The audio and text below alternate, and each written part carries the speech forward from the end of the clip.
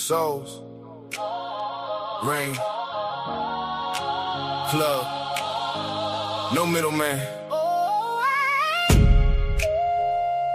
We live in a time of labels, not listening.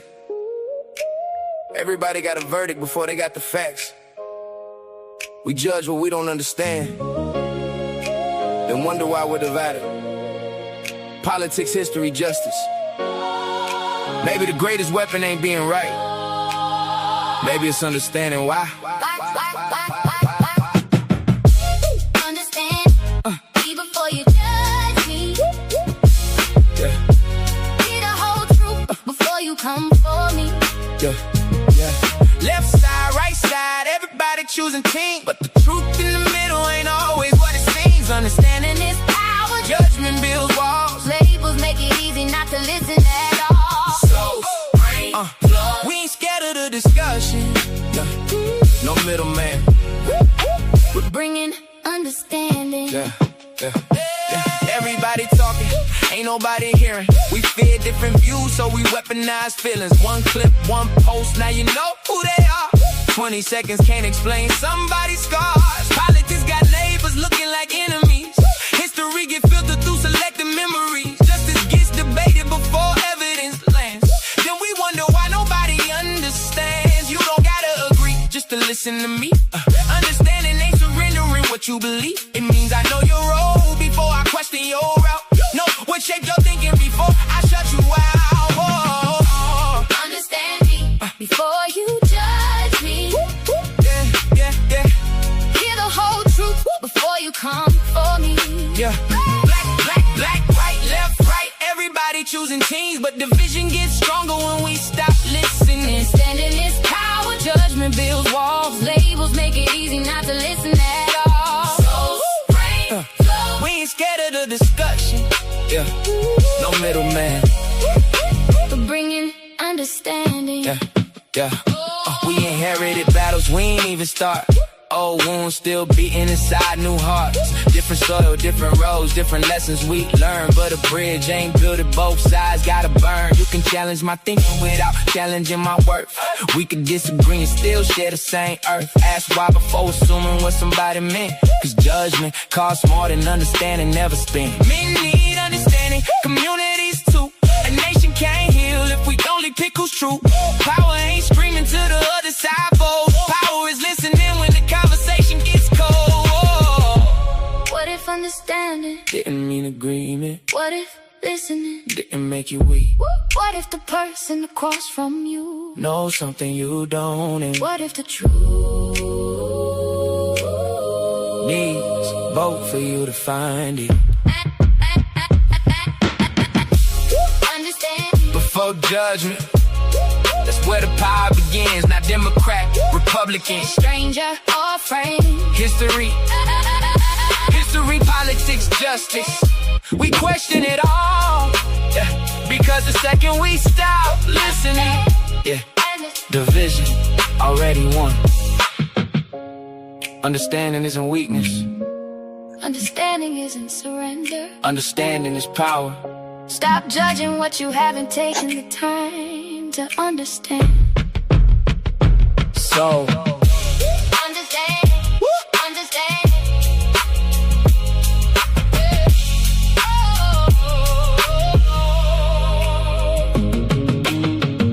souls. You've been judging the wrong thing. You've been judging power instead of understanding it. You've been judging history instead of learning from it. You've been judging the system instead of knowing how to beat it. And every time you judge instead of understand, you stay stuck. But here's what changes. The moment you stop judging and start understanding, you become dangerous, not to anyone else, to the limits people put on you.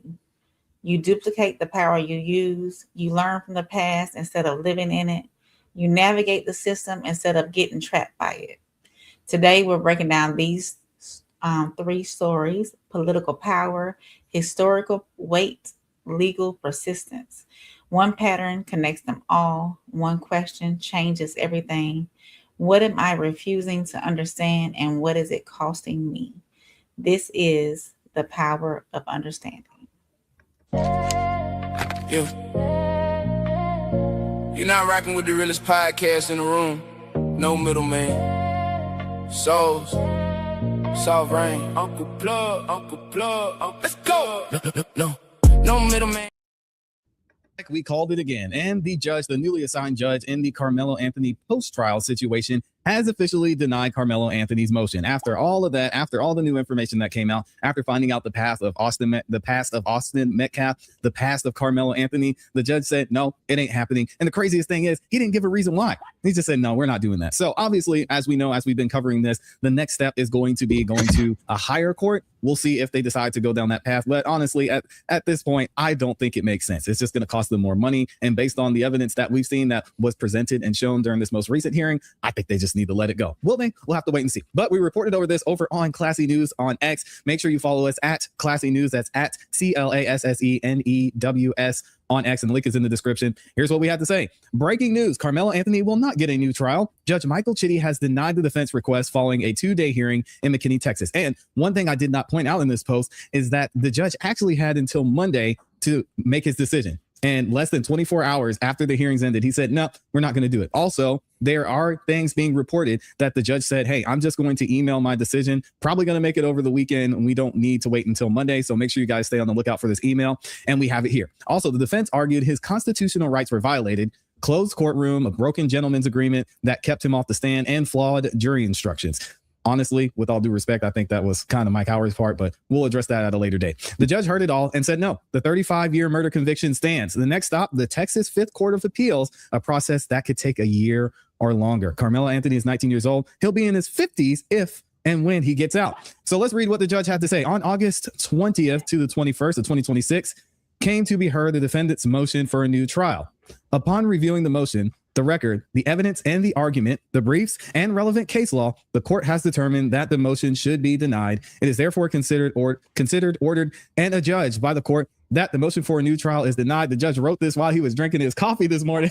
Good Lord. I mean, he's got notes everywhere by the presiding judge, Michael Chitty. All right, so let's get into an article from CBS News that talks a little bit more about what's going on behind the scenes, how we got up to this point, and maybe we'll get some insight on why the judge made this decision. Check this out.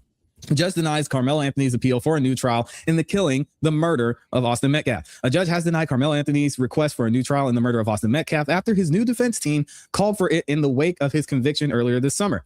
Judge Michael Chitty rendered the decision Saturday after testimony stretched into Friday evening. The decision could have a major impact on how people perceive the justice system in Texas. Anthony was convicted of murdering 17-year-old Austin Metcalf after stabbing him during a Frisco ISD track meet in April of 2025. A Collin County jury rejected the self-defense claim and found he intentionally stabbed Metcalf during the altercation. I think they made the right decision in this instance. Friday's testimony followed a whirlwind day earlier, during which new background information was revealed about how Anthony and Metcalf lived their lives up to this point. Now, two attorneys took to the witness stand who are best friends in life, but on the opposite sides of the case. At one point in their exchange, it actually got heated over whether Anthony received a fair trial. Anthony returned to the courtroom where he sat beside his defense attorneys who continued to present their case that his murder trial was unconstitutional, unconventional, and the guilty verdict and the 35-year sentence should be thrown out. Come on, man. And one thing I think should be pointed out, and that I mentioned several times before we got to this point, when you're going to file a motion for a new trial, in this instance, you, before everything happened, before the trial went down, are seen as innocent until proven guilty. Now that a decision's been made, now that the jury has come to a decision, and you've been sentenced, I mean, everything's pretty much done at this point, right? You are seen as guilty until proven innocent in a lot of ways. So this was going to be a tough hill for them to climb in the first place. And as I mentioned multiple times, Judge Roach, I believe, did a good job running a tight ship, much to our frustration because we wanted to see what was going on in this case. But still, it makes sense that the judge made this decision. I think it was the right decision. Also, the witnesses they used to prove that point was Toby Shook, one of Anthony's trial attorneys, who told the judge that prosecutors put them in a corner. It's not how it works, guys. Shook says the plan was for Anthony to take the stand in his own defense, but the prosecutors were going to severely limit what he could be asked because of his private gentleman's agreement not to bring up anything from the background on the defendant or the victim. And they said, no, that's fine. But if you're going to do that, you're not going to talk about Austin Metcalf's background. And then they made a handshake agreement. Now, both sides made the agreement because Metcalf and Anthony have troubled histories or violent behavior, to say the least. Anthony's background, which CBS News Texas first revealed publicly last night, was read in the courtroom when the state presented its case. In closing arguments, defense attorney Russell Wilson said a heated argument between prosecutors and Anthony's lawyers caused Anthony to lose trust in the state, contributing to his decision not to testify. Prosecutor Bill W., the state's only witness, said there was never an agreement preventing Anthony from taking the stand.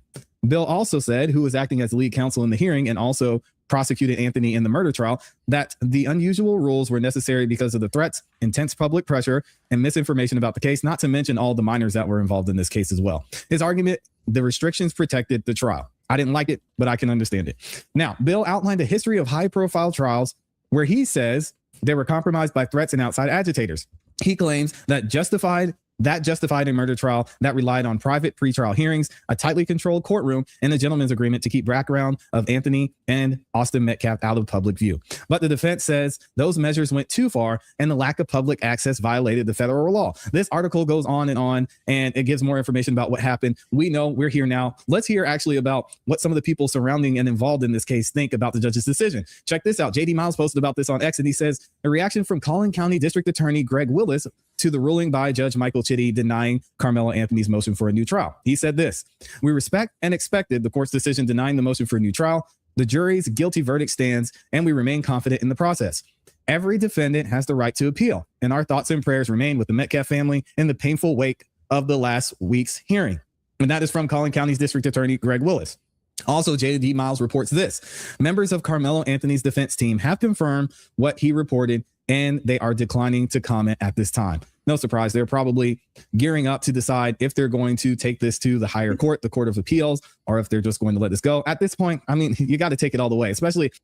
So we're going to stop it there. I want to let everybody know before we move on with the show. For some reason, StreamYard is doing StreamYard things this past weekend and today. If you're looking to comment, you have to be on Souls of Thought horizontal. I've been trying to put it on vertical and other verticals. It will work on the Raw Society Network side as well, but for some reason on the vertical, it's not showing your comments. So if you would like to comment or let your comments be seen, make sure you're on the horizontal. I don't know what's going on that side again. So shout out to everybody who's here already, man. Sko, Penny, Jen, Marty, BB Sports, everyone who has already came in. BG is in the building. And of course, my esteemed host, we got your boy Uncle Plug from Uncle Plug TV. And then we also have the one and only First Lady, Conversations with Soft Rain. So we're starting off today. And what's up, Miles? Miles is in the building.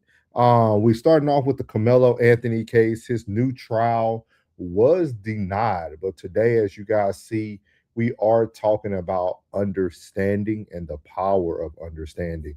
So I'm going to let you guys speak your piece as well on this. And all I have on the screen is just a quick little important steps after a murder conviction and denial of a new trial of motion. These are steps that need to happen immediately. Once these things happen, you guys can read over that while everybody's giving their opinions on this. But just ensure that everybody knows that it's not over just because he didn't get a new trial. There is other options, but those options will be viable in 2028. So the next time we hear something about this appeal or going into a new trial would be 2028. So what do you guys think? Thank you, Plug. A denied motion is not the end, guys. Just, for those that are keeping their hopes up, a denied motion is not the end. This decision doesn't eliminate Anthony's right to an appeal, which is the next step. So they already knew probably out the gate that they wasn't going to get a new trial because of the evidence that was presented. So the appeal was probably already locked up, ready to rock. His attorney still, they have to ask the appellate court, that's what they call it, appellate court, to examine the legal or constitutional, what is it called? Yeah, the legal or constitutional errors affected the trial. Mm-hmm. And but that gentleman's agreement was something very big. I don't see why they didn't address that. But at the same time, they did address it, but I don't see why it was why it wasn't taken, you know, a little more seriously, and that would have been more grounds of helping him move forward. But I think in the appellate court, it should be more helpful. But this was expected. For me, it was expected, being that I've dealt with the courts before. I haven't dealt with the appeals process of anything, but no, dealing with the circuit courts before, I know somewhat how this works. You know what I mean? So I kind of figured he wasn't going to get a new trial, but the appeal should have been already locked up, ready to rock. Yeah. What about you, Ray? Hey, it's not the end of the road. It's not a dead end just yet. There's still room for an additional process. You know, I'm not too familiar with the processes. I'm glad you got these graphics. So send them to me after the show so I can read into it as well. But yeah, I've said this from the beginning. I thought that murder was a bit much. I think that his the crime that he was convicted for should have been manslaughter, and have a lesser sentence. I think 35 years was a bit much as well. And I was disappointed in the fact of his defense team. So at least it's not the end of the road type deal. So. Yeah, with Penny saying there was too much gray to be black and white, that actual judge was a no-nonsense judge, from my understanding, that he was that he's a stand-up guy. He's all about right and wrong, no black and white, no, you know, he's not in the race, he's about the facts. And it was a lot more of evidence that was actually entered into the courts that he took in evidence as well. So I think that's why he denied it, so it give more attention and more time in the appellate court to lessen, not to bring him home, but to lessen the sentence. I think that's what it's about. And then with the time with when most cases, guys, like say a case that holds maybe 5 to 10, they will drag you into court they'll drag court hearings for a while, just so you'll have some time in. So just in case, if they can come up, like if the defense and the prosecutor can come up with a time more decent, and it's like the public opinion, the court of public opinion has to die down a little bit so people can forget, and then they'll present something of a lesser time. So they would probably like bring it, but he has to do some time just for the court of public opinion. You know what I'm saying? Because this is such a highlighted, high-profile case, so they'll do that. Like it's always it's either sometimes it's a trade. I give you him for him, or we'll trade this time that he's already doing for lesser time. You know what I'm saying? Like if people say, oh, he's been locked up since 2026. So by 28, when he does get back in court and they start to bring it back up again, if they say a number like 8, they give him 8 years. You do 85% of that time. So you're going to do 6 and some change off of that. But he already has 2 years already in. So they'll be like, okay, when they hear, oh, he'll be home in 2032, they'll put it in months to make it seem like it's lengthier, but it's really it's really not that much time. So yeah. It's a game that they play in the judicial realm with time and verbiage to just to sway the public's opinion, so it'd seem like, oh, we got some retribution for the situation. You know what I mean? Yeah. And I think it's very unique. A lot of the stuff that has happened has gotten me more involved in just researching, understanding what's going on, kind of like what Plug is saying, right? Because I know a lot of times these things can feel difficult to deal with in the moment, but tonight we are talking about the power of understanding, right? So someone like Plug, who already understood the system, he never had expectations for anything different. And I think as us moving forward in society and in culture and in these systematic systems that we're in, understanding what the one end can look like and what the other end can look like gives us a better picture, right? So when I started doing some research and hearing some great content from the Fit Lawyer ATL, great conversation that she gives, they brought up the Strickland standard, and I did some research into that, and I kind of created this infographic, and it says the Strickland standard comes from the Supreme Court case Strickland versus Washington in 1984.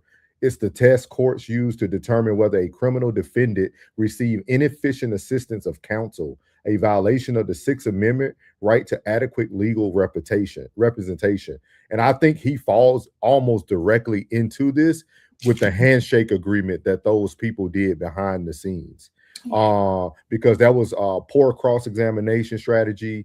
They failed to challenge problematic evidence or testimony. We just found out about these text messages. We just found out about things about the Metcalf boys that they did. It was a lot of things that the ball was dropped due to that good old boy handshake that was happening behind the scenes. And I think, again, I don't think from just looking up the research of his team that he has now, he has a strong team. Even Fit Lawyer ATL was speaking about that a lot, that his team that he has now is very strong. I think they even knew that things weren't going to go as what we would consider planned for those who are looking on the outside looking in. But I would highly encourage everyone to just start getting abreast to possible things that could support the Karmelo Anthony family. Because I think now just being able to understand the system that we're in, the system that we're operating in. I don't know if you guys heard, but the last day he was in court, he had to wear a bulletproof vest underneath his suit. Just because it was still another safety stand problem. Like, it's so much on with this case that's going on. From the outside looking in, it just looks like he just got denied. But I think he's going to really be able to get a second chance. And like Plug said, I think the time being served is going to be something that actually benefits him in 2028. Because you guys got to remember, we're about to be in 2027 already. Like it took them almost a year to even get the trial started. So when you think about all these different levels, I think this is just something to look into, better understanding and the power of understanding, because I think a lot of our emotions are stuck in the lack of knowledge, right? For those who didn't pay attention or wasn't here yesterday, for the Lancaster family, I think the biggest thing that stood out was not just her grace, but her understanding of this system that we know is corrupt. She shout out to Sophie Lancaster. She even spoke about it, right? She understand that the police department did not benefit her case. Like, they didn't do anything for her. But I think, I don't think she said it on our live, that now she has a better understanding of what she needs to have an eye on within the system. And that's what we're going to be talking about tonight, is the power of understanding. I think a lot of times our messages get misconstrued because everybody's sitting on every word that you're saying, and we're not actually taking the time out to try to understand each other. And I feel like that could cause more divide than us actually coming together to get to a common ground. But prayers to the Karmelo Anthony family. Again, the Strickland standard is something that stood out, and also that the Fit Lawyer ATL talked about. That probably be a great way for them to like move forward in the appellate court when they go. And but I don't want you guys to forget too that these deadlines that I have on here are very important too. Because another thing I noticed with Karmelo's case, look how late they waited to even get the new trial. The guy only had like 48 hours to come up with a decision, to hear the case. They flew Chidi in. He didn't even know about the case, y'all. He didn't even have the file. He wasn't even familiar. So we're asking somebody to represent a trial that he had no information on. Everything he was learning like the public was in real time. Right. So yeah, go ahead, Plug. My bad. And the realest part of it is that it's so big to us that's in this space. You know what I mean? It's so big to us in this space. That'll just show you when these situations happen that it seems like this is a nationwide case. Man, everybody know about this case. No, they don't. No one is paying attention to what we deem is so important. that somebody that was being flown in to cover a case had no idea that this was going on. Like, and then just to think about it, and I want y'all to take this like to the head a little bit. Like, do they understand the climate that we're in? Like they're very understanding of what climate they're in. Because if that's the case, you would have never had that boy no bulletproof vest. Like, oh, we got security. We'll never think about that. But so they know that the things that we say that may be conspiracy theory, you know what I'm saying? We might be thinking we're being conspiracy theorists, but at the end of the day, you also gotta understand that they understand what climate we in. They understand that racism is prevalent. So let's not push that to the side and act like we're like the systems that be are not understanding that, you know, that this is very serious, because they took his security very seriously. Yeah, and even the sketch artist had to have security the second day. They put her in the vest as well. Again, if you guys want more details about this, I don't know her personally, but her content is great. She was in the courts. Her name is Fit Lawyer, like FIT, Fit Lawyer ATL, and she gave a play-by-play. She is actually an attorney who flew in from Atlanta, Georgia to cover this, and she gave some great information, some great playback. She talked a lot about that back. She said she knew things were bad when they kept talking about the handshake agreement. She said, like, when she heard that, and she said the phrase that stuck out to her is, "This is how we do things in Texas." And she said that's what stood out to her throughout the whole case. But the biggest thing I wanted to point out to you guys is these filing deadlines. So now that the denial for the new trial has already been denied, usually it's 30 days from the trial court judgment ruled to the appellate procedure 26-1. So again, we need to be looking in, making sure that his attorney Russell is actually getting these things moving forward now, right? We need to be seeing something in the next 30 days, or at least being able to look at public records and see if this has been pushed to the appellate court. These deadlines are strict deadlines. Missing filing deadlines can cause you to have to waive certain rights. So these things are very, very important moving forward, that these timelines are like very, very critical for the Karmelo Anthony family. So again, prayers to the Karmelo Anthony family. I pray that there's, you know, they continue to protect him, keep him in good spirits. I think him seeing everybody come out that represented in a positive manner is a positive thing as well. Because I think sometimes when you're behind those walls, you don't get to see the people fighting for you. But he got to see that, even if it was for 2 to 3 days, you know, coming out every day, being unshackled. So again, guys, the fight isn't over. The appeal is an opportunity. We just got to make sure that they act now and that they move forward on it. And again, for those who do care about doing any research about learning more about the judicial system, the Strickland standard will probably be one of the biggest things that they can move forward with, due to the examples of the potential claims. The defense attorney didn't investigate alibis, failed to challenge problematic evidence or testimonies, and a poor cross-examination strategy, which we've seen all these things in play firsthand as the good old boy system, as they said. This is how we do things in Texas.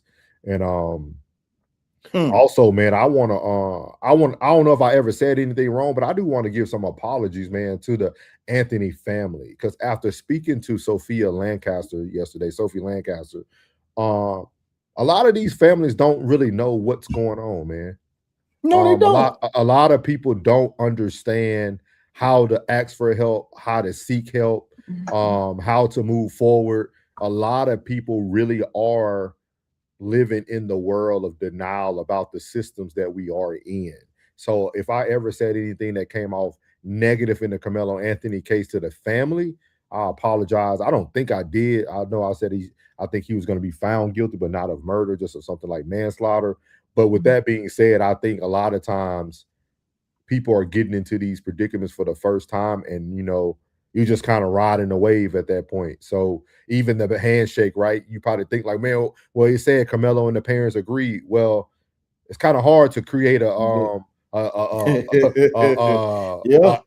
know how you're going to go on the stand in 30 minutes. Yeah. I mean, Now listen, go ahead, Bob. but you definitely right, bro. And it's a lot of people that when we be discussing like certain dudes that be going behind that wall and the way they press you and the way they put that pressure down on you, the way they got you up against the wall in a certain amount of time they'll give you to make up your mind and this and that and the third. You getting phone calls from your mama, your sister, your baby mama, this, that, and the third. Boy, I'm gonna tell you something, boy. Hey, that's why I say be mindful of how you speak on people that's been in that situation where you see some cats that be having their life on the line for 30, 40, 50 years and they 23, 24 years old. And it's their first time being in real trouble. Because see, me, I can sit back a little bit because I understand I know how they work, I know how they operate. I done been up there through there many a time. So I know how they move. I know how they talk. I know how they come at you, this, that, and the third. But that's experience. You talking about an 18-year-old kid and a parent that probably ain't never had nothing but a traffic citation, dealing with the courts, the circuit courts. The y'all better, hey, okay. If you don't want to educate yourself, then get in trouble. You almost have to have a law degree in order to navigate the judicial system for yourself. You because do. you You really don't know.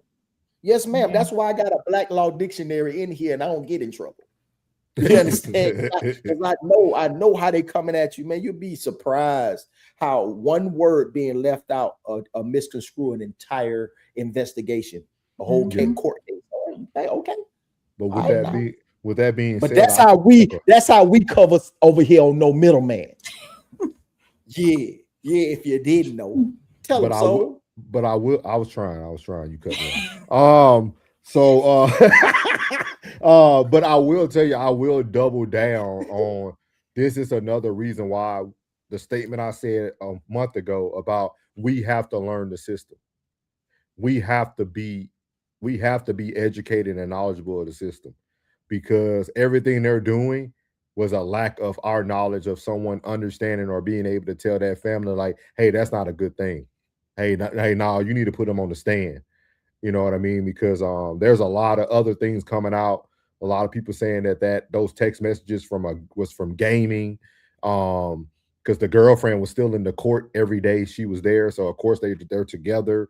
So like it was so much, that he could have done, but that's in the past now. So the biggest thing is to keep them in your prayers. And again, remember all those things. Myself, Plug, and Rain, we'll try to keep y'all up to breast on any little information we receive within this case. And but yeah, we're gonna get to the comments and then we're gonna move on to the next segment. But just wanted to talk about that because that did happen this weekend. And something I also thought of, anytime somebody say they're gonna give you news over an email, it's never good.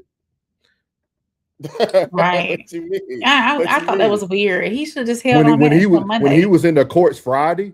Mm-hmm. If you couldn't tell me in person on Friday, no, I knew Saturday in a email ain't gonna be a yes. It's gonna be bad. Yeah. Do you think he made a phone call to the other judge? No, because think about it. If he would have been the savior in this thing, if he would have said yes, you see what I mean? So that's something he would have did in front of the people.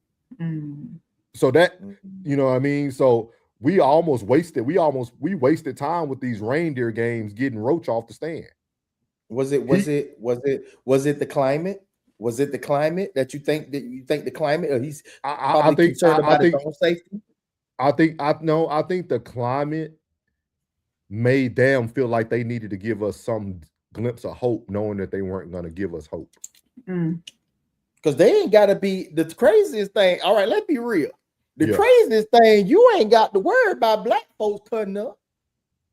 They know what we do. We know what we do. We're going to protest and stand there, and we're going to pod, and we're going to do our thing. But them jokers over there, boy, they ain't got to put, I tell you, how about this here? He ain't put on no bulletproof vest because of us. No. So his decision can also be altered for his own safety. I see what you're saying. I see what you're saying. It could go, I see what you're saying. It could go both ways for sure. It's like what Penny had asked. He was like, why they just won't be the standard of the law? That ain't the climate we in, my boy. It could be anybody. He probably don't know who he around. He probably don't know who he's around. And Penny, that's a great answer, though. I mean, that's a great question because that's what we continue to say every night when we are on here, right? We are the loudest voices. Like, they are paying attention to what content creators are saying. That's why you get that, oh, the text messages come out.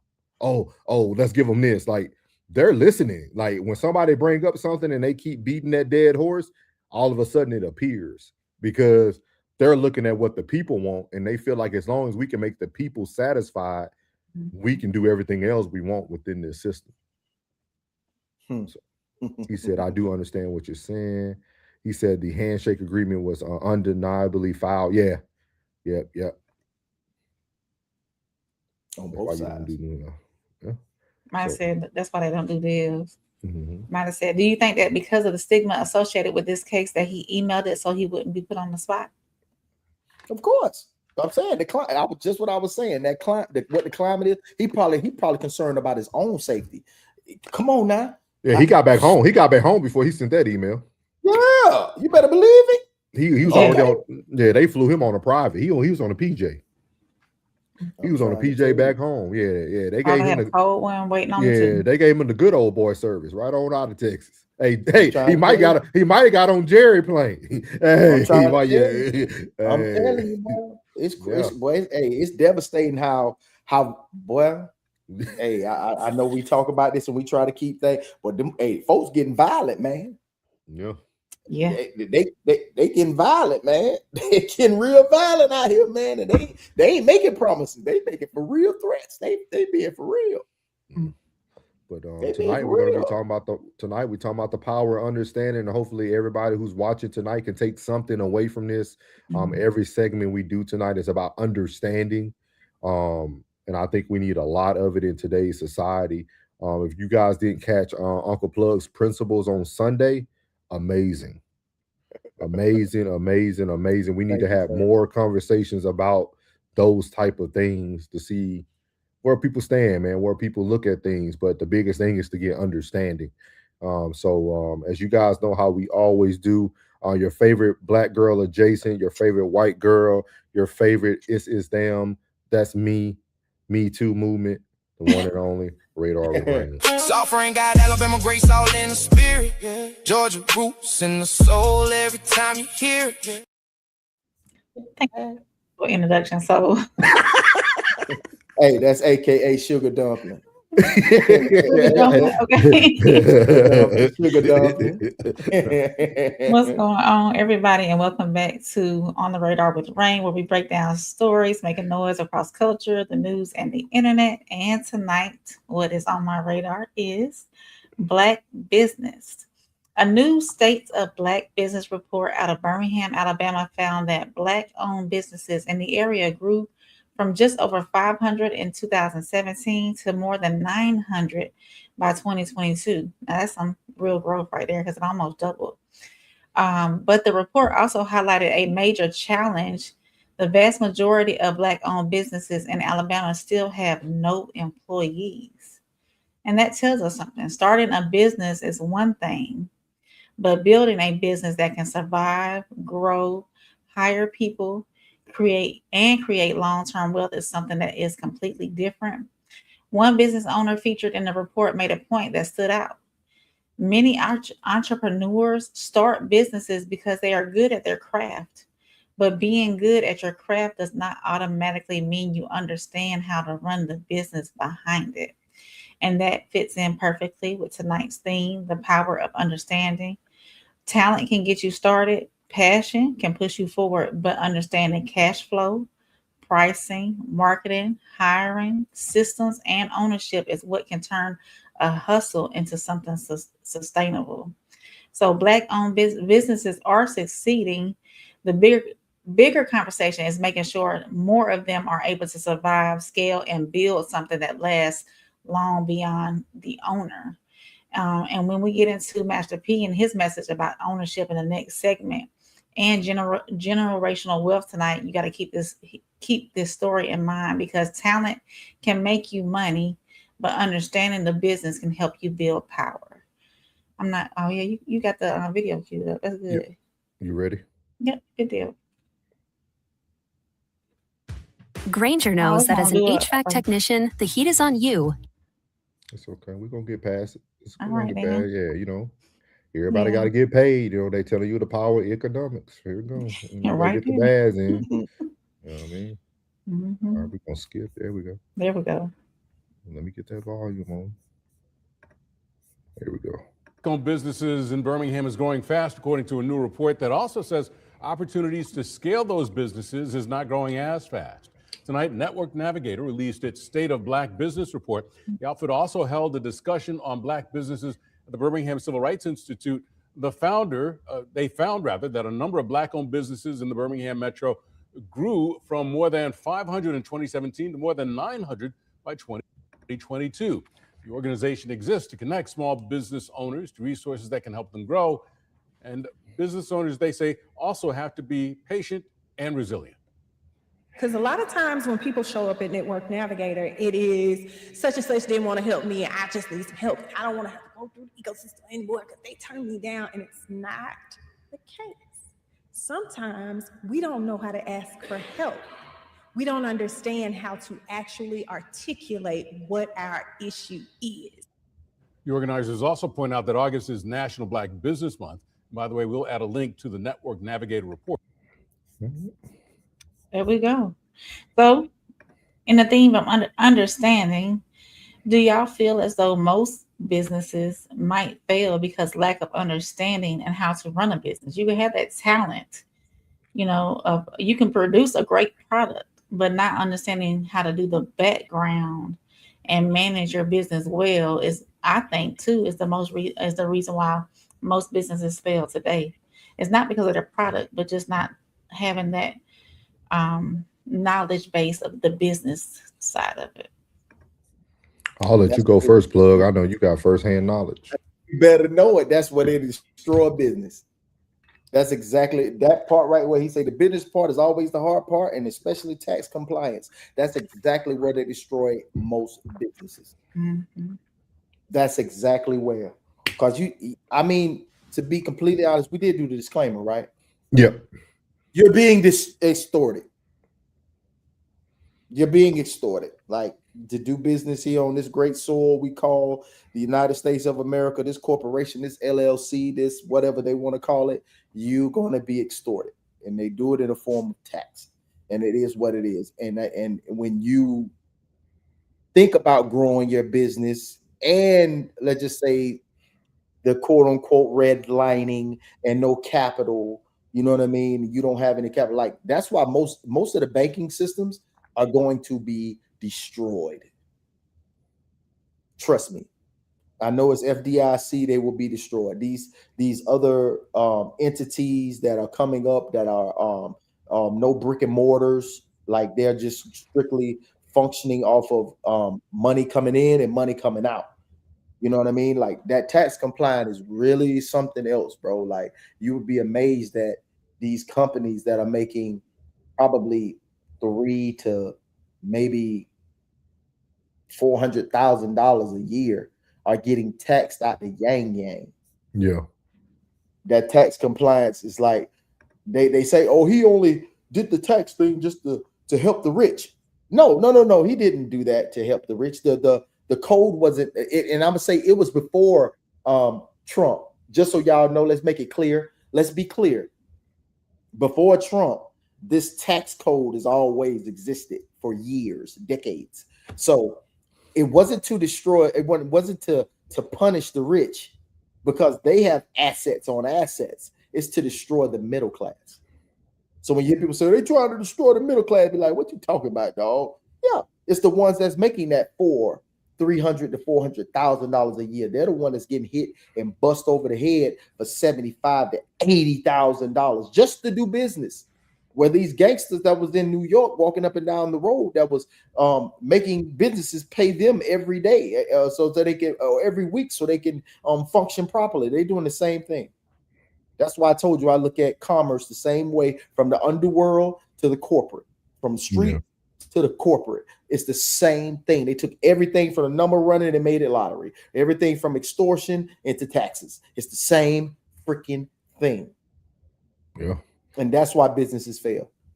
And I've been hearing more about more people should actually start sole proprietorships instead of LLCs. No, it's the same thing. Yeah, but go ahead. No, go ahead. You good? I done lost my shirt. You good? You good? Because it's both cold. It's both cold. It's the same thing. It's both cold. You know what I'm saying? Like it's the same. It's the same mother. It's the same thing, bro. I swear to God, it is, bro. Like you would be surprised, dog, at the hands and fingers and in your pocket. The money that you're trying to boost your business with, they want a cut of that. And it's a significant cut. You know what I mean? And that's why most of these black businesses are failing, because you don't have enough to pay the dishwashers. You don't have enough to pay the cooks. You don't have enough to pay the hostess. You know what I'm saying? The only one that's really making money in the building, to tell you the truth, are the servers. But then if the kitchen ain't operating properly and the dishwashers ain't operating properly and the host is all disgruntled because she only making like $8, $9, $10 an hour, boy, your pocket gonna suffer along with your business. And then don't let the government come in here and say you done broke I done broke out of this. Boom, we making some money now. Oh, they're gonna get a portion of that. Either way, sole propriety or LLC, shit, they gonna bust your head. What's probably 2%? Probably 2%, 3% difference. Shit, they still busting your head open. Sucks. So did you do some research? So what's the difference between it's okay. The biggest thing that stood out to me from that interview though that you just that we had on your radar with Rain was the when she spoke about like asking for help. Mm-hmm. I think that's one of the biggest things that we'll kind of get to tonight is just like the power of understanding, right? Like understanding that those who might not look like you might be the one that you still need help from. Like not being too prideful to go to that white business next door to you that's been there for 30 years, been running their books, got their employees. You never know what you can learn from these type of things, right? That's what, the books that Plug was talking about. You think about The Richest Man of Babylon, Mastery, Rich Dad, Poor Dad. Everybody learns something from someone. And I think that's the power of understanding. We do not have to agree to gain knowledge. Like that's like the biggest thing that like I have noticed is that we don't have to agree. That doesn't mean I can't learn from you though. Like everybody has something you can take from them. And I think our pride is before the fall. Like she said, we can't always not want to ask for help. Like go ask that person. You know what I mean? They next door to you for 30 years. You just opened up your business last year. And you're struggling, and they've been there. They're in compliance. They got everything going on, and who knows? They might be doing some things wrong too. But they'll teach you They'll teach you the same. You know what I mean? Like they'll teach you the same corners too. You know what I mean? It's just all about understanding business at the end of the day. And I think the power of understanding gets you more out of your own way and be able to seek those answers and questions you have. So, yeah, correct. That's correct. So. Yeah, so this was On Your Radar with Rain. If y'all are catching this on the rewatch, make sure y'all hit that like button, subscribe, leave your thoughts down in the comments section, and we'll catch you next time. Suffering got Alabama grace all in the spirit, yeah. Georgia roots in the soul every time you hear it. Yeah. We're gonna have to get Rain a better. We're gonna get you a better closer, right? Gotta get you a better closer on that radar. See you next time. I'm Soft Ray. See you next time. He said, especially y'all said everything y'all said 100%. Appreciate it, I appreciate it. Yeah, I'm living it. I'm living it. Yeah. I hate him. So, I hate him. It's gonna be big tonight, man. It's gonna be big when it comes to this, man. So the next thing, if you guys weren't there for the principles from Uncle Plug and Uncle Plug TV, he's about to give you another principle right now in his segment called The Real Spill with Plug.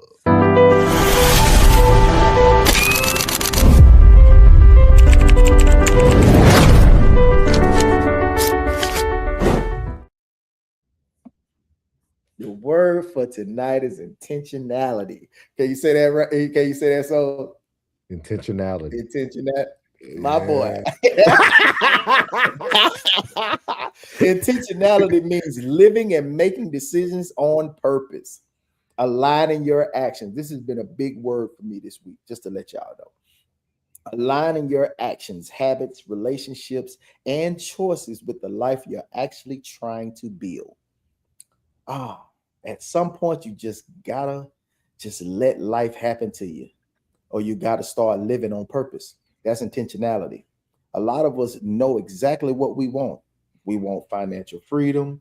We want peace. We want better relationships. We want healthier bodies. We want successful businesses. We want bigger opportunities. But here's the question.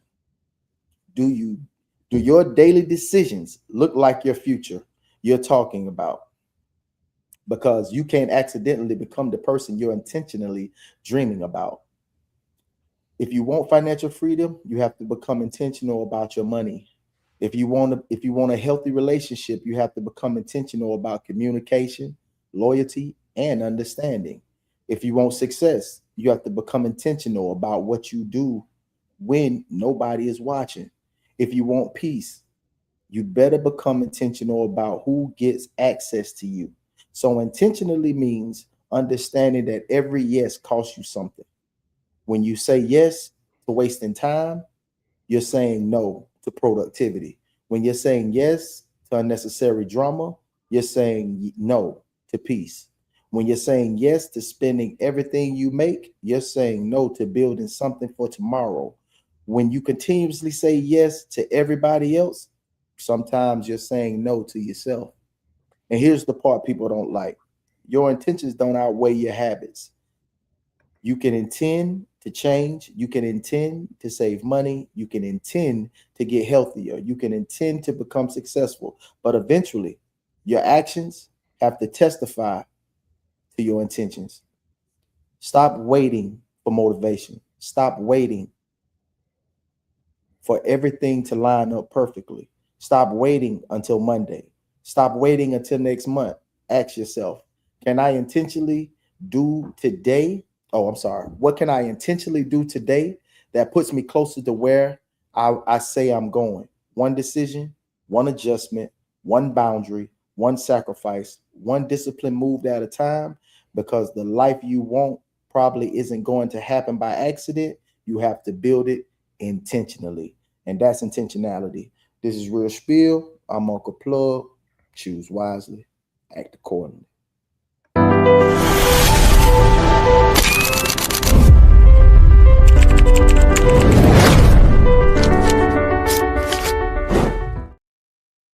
So that was the Real Spill with Uncle Plug. Intentionality. That was an easy one right there. Intentional is an easy word. So it's easy to add a little, the suffixes, prefixes. That stuff is easy. I thought about you. Yeah.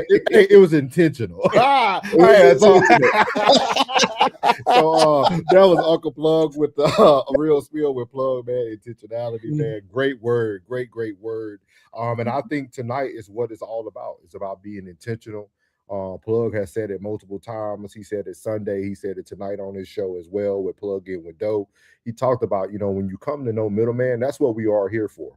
We're very intentional. Like these shows that we're putting together, we're starting to get even better at getting these things together a day before, letting everybody actually get the content, understand what we're going over. And it just provides a better conversation for you all. And the power of understanding is very powerful because it's unique. Because I was telling Rain earlier, I said we did a show called The Misunderstanding a few weeks ago. And now we're doing the power of understanding, man. With that being said, we're going to be moving on to, go ahead, Plug.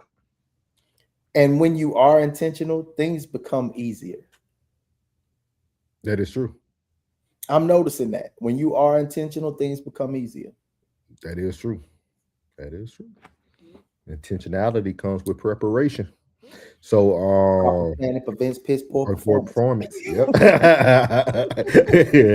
So let you guys know we're about to get into segment number 2. Listen up. I was able to find a young new creator who broke this down very well. And then also so we don't have to worry about getting the copyright from Forbes. So here we go with segment number 2. Yeah. You're not rocking with the realest podcast in the room. No middleman. Souls, sovereign, Uncle Plug, let's go. No middleman. Master P, I've been seeing this clip about Master P floating around on X, Twitter, Facebook, and stuff like that. So Master P says black people should get over slavery. Huh? Master P says black people should get over slavery. Now, what I'll say is this: I watched the full clip and I didn't take the soundbite. I didn't take the headline as bait to bash Master P.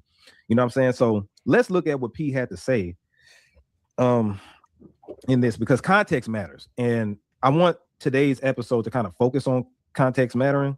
So hold on a second. Let's look at what P said about slavery.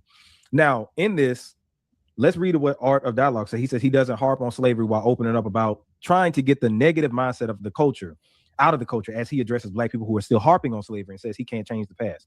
So context matters. Let's listen to what he actually said, all right? And I'm going to go to this part. He was talking about ownership and all this other stuff. I'm not going to play the whole clip. Fair use, fair use, fair use. Let's see what P actually said. Person in the world. You don't have to be a rocket scientist. You just got to have integrity and do good business. And these doors will open up for you, building great relationships. And I think that's the biggest thing for me, trying to get that negative mindset out of our culture, because they still going back to, oh man, slavery, they did us this. And I'm like, you still harping on that, man. I never hoped on that because I can't. Okay. Shout out to Forbes, by the way. Fair use, fair use. Change the past, but I can change the future. And I think you got to get used to us being successful. And I think a lot of us. Let me go back to that. This is very context matters. Let's hear that again. Being successful, the future. And I think you got to get used to us being successful. And I think a lot of us, we block our own blessings because we don't think that we could do it because we're looking at a color. So, I mean, Muhammad Ali was a guy that, and I love like his story because he didn't care about that. He just wanted to be around good people, but he did represent for the culture. And I want more African-American owned tennis shoe companies. Okay, I ain't gonna play the whole thing, but that's the premise of what P had said, all right? So we won't let you finish, brother, but we appreciate you cutting that up for us and talking about what Master P had to say. Appreciate it. Appreciate you, big dog. You know, we'll add you on the cut when we clip you up. We'll clip you up. It's Red Views. It's red spelled with a 3 instead of an E. Red Views. He's a new up and coming creator. Good content. Very thoughtful content. He has a lot of intentionality behind his content. So I would very encourage you guys to go over there and watch him. I already subscribed to the channel. So very good content though. But how you guys think about this and feel about this? Because there were a lot of people who kind of took what Master P said out of context, of course. And we're talking about the power of understanding. And then the following day, I'll try to pull it up while you guys are giving your opinions.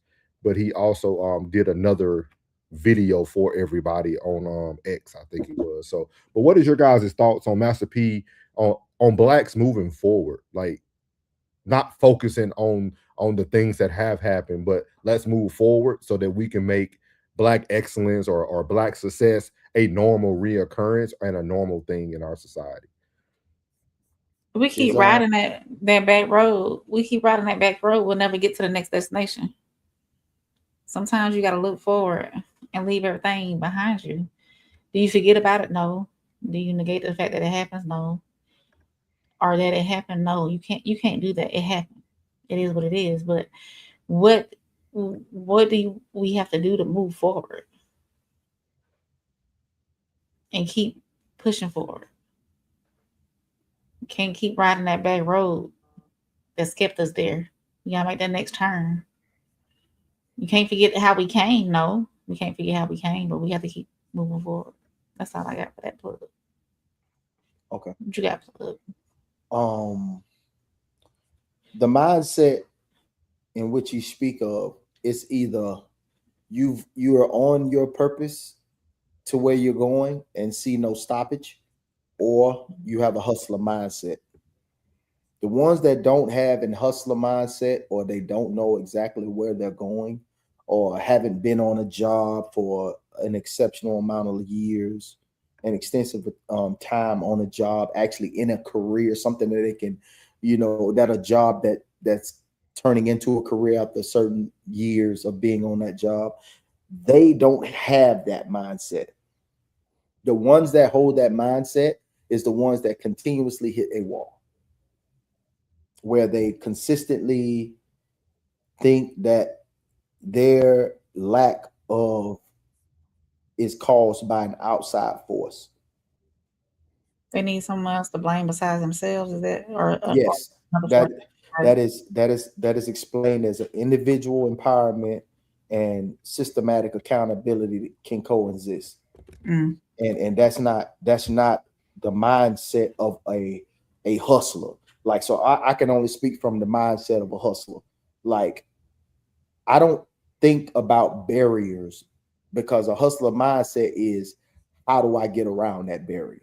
And once I've created a lane, once I've initially got around that barrier, there's no stopping that. It's only improvisions on the hustle.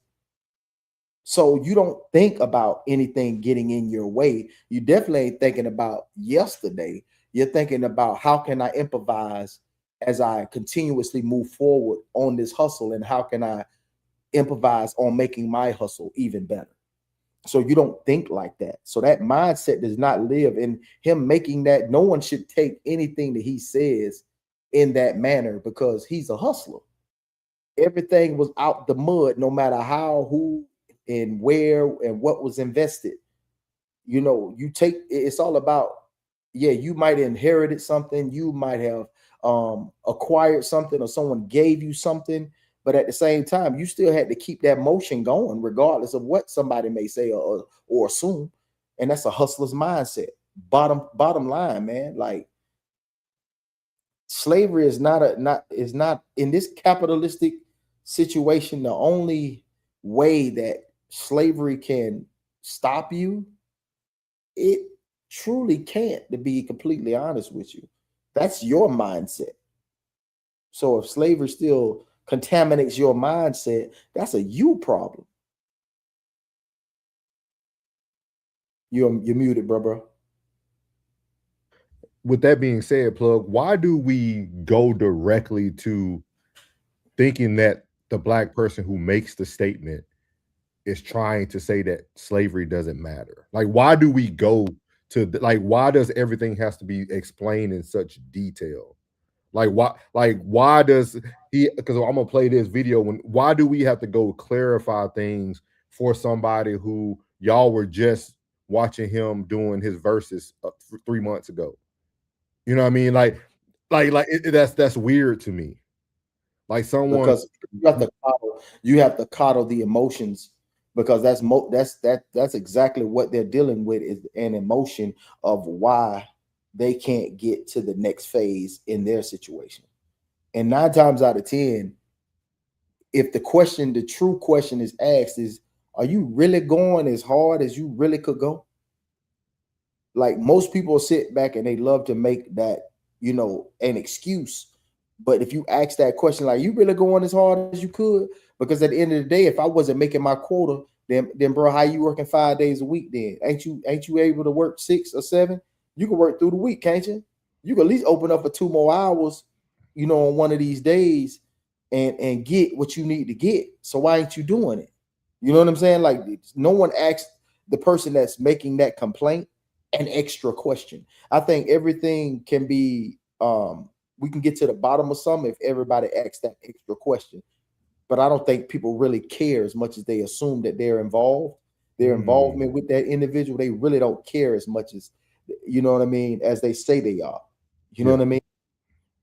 They don't care about that. They don't care to ask that question. Be like, yeah, my life's about to get shut off. Like, so what you doing? Man, they only let me work 40. You ain't ask somebody else if they wanted to work. I'm pretty sure some more sorry ass people at your job. You could have asked somebody to take that Wednesday shift. Yeah, but I had to do such and such for my kids, or I had to do such and such for this. And I said, did it really require your attention? Or could you like went ahead and got them hours and got that little extra paper that you could have got? You know what I'm saying? Like, you really could have took that extra day. You think you really could? Because I mean, you think you got 24, you only work 8 of them. Yeah. You only slept 6 of them. What I think is so unique, before I play his message about him clarifying, what I think is so unique, I think these give you moments of who really supported you anyway. because when you start to read through like the comments, you have some people who feel Master P was only about himself. Then you have the other people like, man, no, man, I remember this dude from No Limit Soldier selling everything out of his trunk and making No Limit the movie and all. Like you got two different sides of the fence. And I think a lot of this stuff actually just clarifies like who's really on your side. And then you also can have the understanding of, because I know Penny said he said tennis shoes, bro, but like we also know he has potato chips. He has all these other healthy snacks that he put into stores in the South. Like if you follow everything he does, he's just talking about the shoes because that's what's in front of him. And then also he does have sons who play basketball, so it's like a dual promotion there. But we're saying tennis shoes, but look at how Shaq and his son has made profit off of Reebok. Mm-hmm. So Shaq like, Shaq still yeah. selling Walmart. So like it's just like these things all matter at the end of the day. And where I'm gonna play what he had to clarify, and I want to get y'all opinion about this video as well. So here we go. Okay. I love my people. When you talk about slavery, our ancestors been through so much, and we're not gonna forget it. You know what I'm saying? But what I want to tell y'all is, even though we're going to always be aware of it, but we have to do something to bridge the wealth gap. That's what I'm saying. We can't change the past, but we can change the future. And we're going to constantly fight and educate our people. But I want to let y'all know, Apple is making $32 million an hour. How do we get a piece of that? Because we need to be able to bridge the wealth gap. That's the only thing. So the OG Master P done came and clarified things because, you know, things got smoky for him over the weekend. And he deserves some of that smoke. Let's keep it real. P said some wild stuff. But nonetheless, I do believe P heart is in the right place. I think P is just one of them brothers. He's thinking solely on an economic stance, which is good at the same time. But we also have social issues, P. We have institutional issues that, you know, affect us economically. So I think P is right on the right. I don't think P said anything wrong this time. That first time, P sounded crazy. I'm gonna just keep it real. P sounded like y'all niggas tripping. I got the plan. Y'all need to get y'all shit together. Y'all still tripping about slavery. Y'all niggas wrong. You feel me? And I think that's the greatest message he would have had, what he said secondly. It's like we don't want truth. It's like we want the medicine inside the candy. Coddling.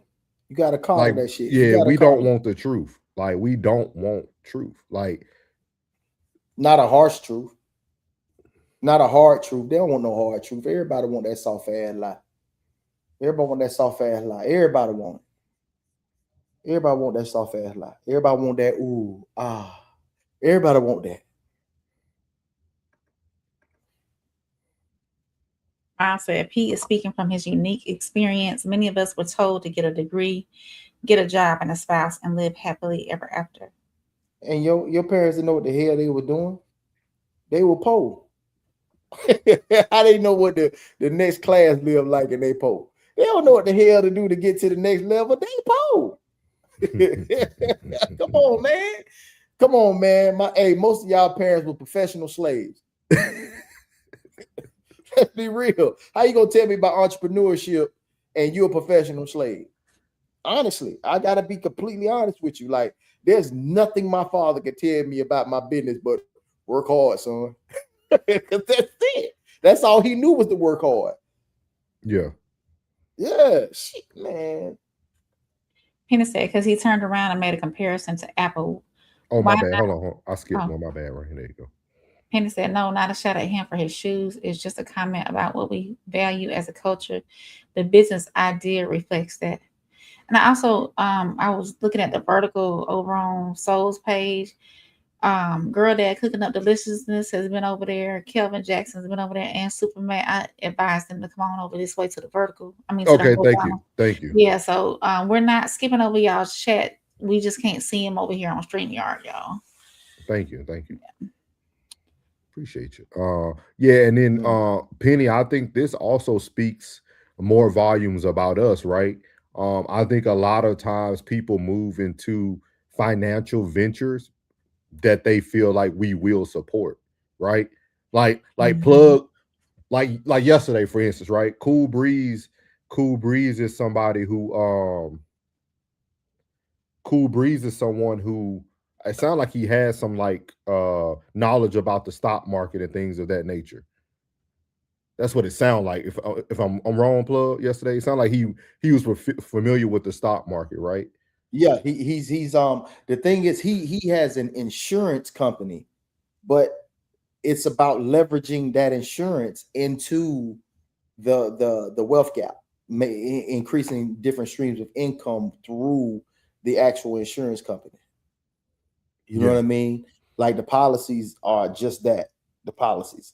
And you go and you make certain things shake through there. You know what I'm saying? It takes time.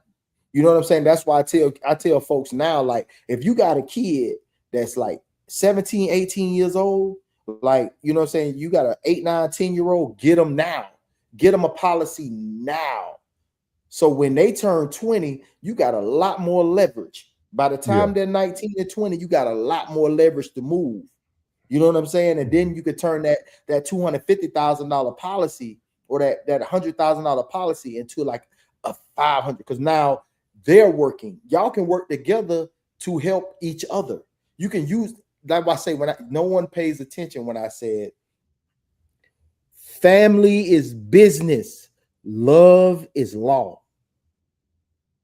You got to. It'll be a lot less families breaking up if they had policies on their children that they can leverage into wealth by the time they're 18, 19, and 20. It'd be a lot more families staying together, staying focused on the plan at hand if everybody do what they're supposed to be doing. If your child is young right now, put that policy on his ass. So when he do start working, y'all can up that and y'all go half on it. So you've been doing it for this long, now y'all go half on it. If it was just a $50 payment, now you getting a $150 payment a month. Y'all doing $75 a piece, and y'all building on that. Because after those 10 years of putting into that policy, you can pull away from that policy. And then y'all can use that to say, hey, we can go buy some rental property. This is our rental property. You know what I'm saying? Like, this is our rental property. This is like family business, man. Hey, stop looking at your kids with all this love and affection. This shit is a business. This shit is a business. If you having babies, you dropping 3, 4 of them, man, you better put some policies on them babies. Yeah. You ain't got to worry about them getting touched by no police officer. If so, you gonna get some in return, not just a heartache and pain. And the reason why I brought that up initially about Cool Breeze was because I'll try to have the conversation with Lil Penny about, like, if Plug created a book about stocks, it'd be such a low sale, right? Like he'll have to really dive into his bag. Like, for instance, right, with Earn Your Leisure, right? That night where they talked about the beef was the largest Monday night they ever had on their channel with 78,000 people. But then they went back tonight. They still had a larger night now, probably to the people that they pulled in from that conversation. Right. But sometimes it takes a while to get our culture to wrap our heads around. Okay, Master P is selling more than sneakers, right? But that's how he drew me in. Now I'm finding out he got this in stores, he got this in other stores, he got stocks over here. Like, you get to learn more, but sometimes we feel that we have to put the thing in front of you that gravitates you to it naturally, right? And then you find out more about them. Like, for instance, Michael Jordan, right? Michael Jordan does a lot in North Carolina. Him and his mother have a lot of homes and things they built for underprivileged people. Like, they do a lot, but he doesn't talk about it. But everybody does know Michael Jordan for his shoes, though. You see what I mean? Like, it was the thing that gravitated him or brought him into culture. But if you really take a deep dive for yourself, you'll learn that shoe now creates multiple businesses, multiple jobs. I mean, he owned multiple NASCAR racers, like just all types of ventures that he's in. But the shoe is what gravitated you to him.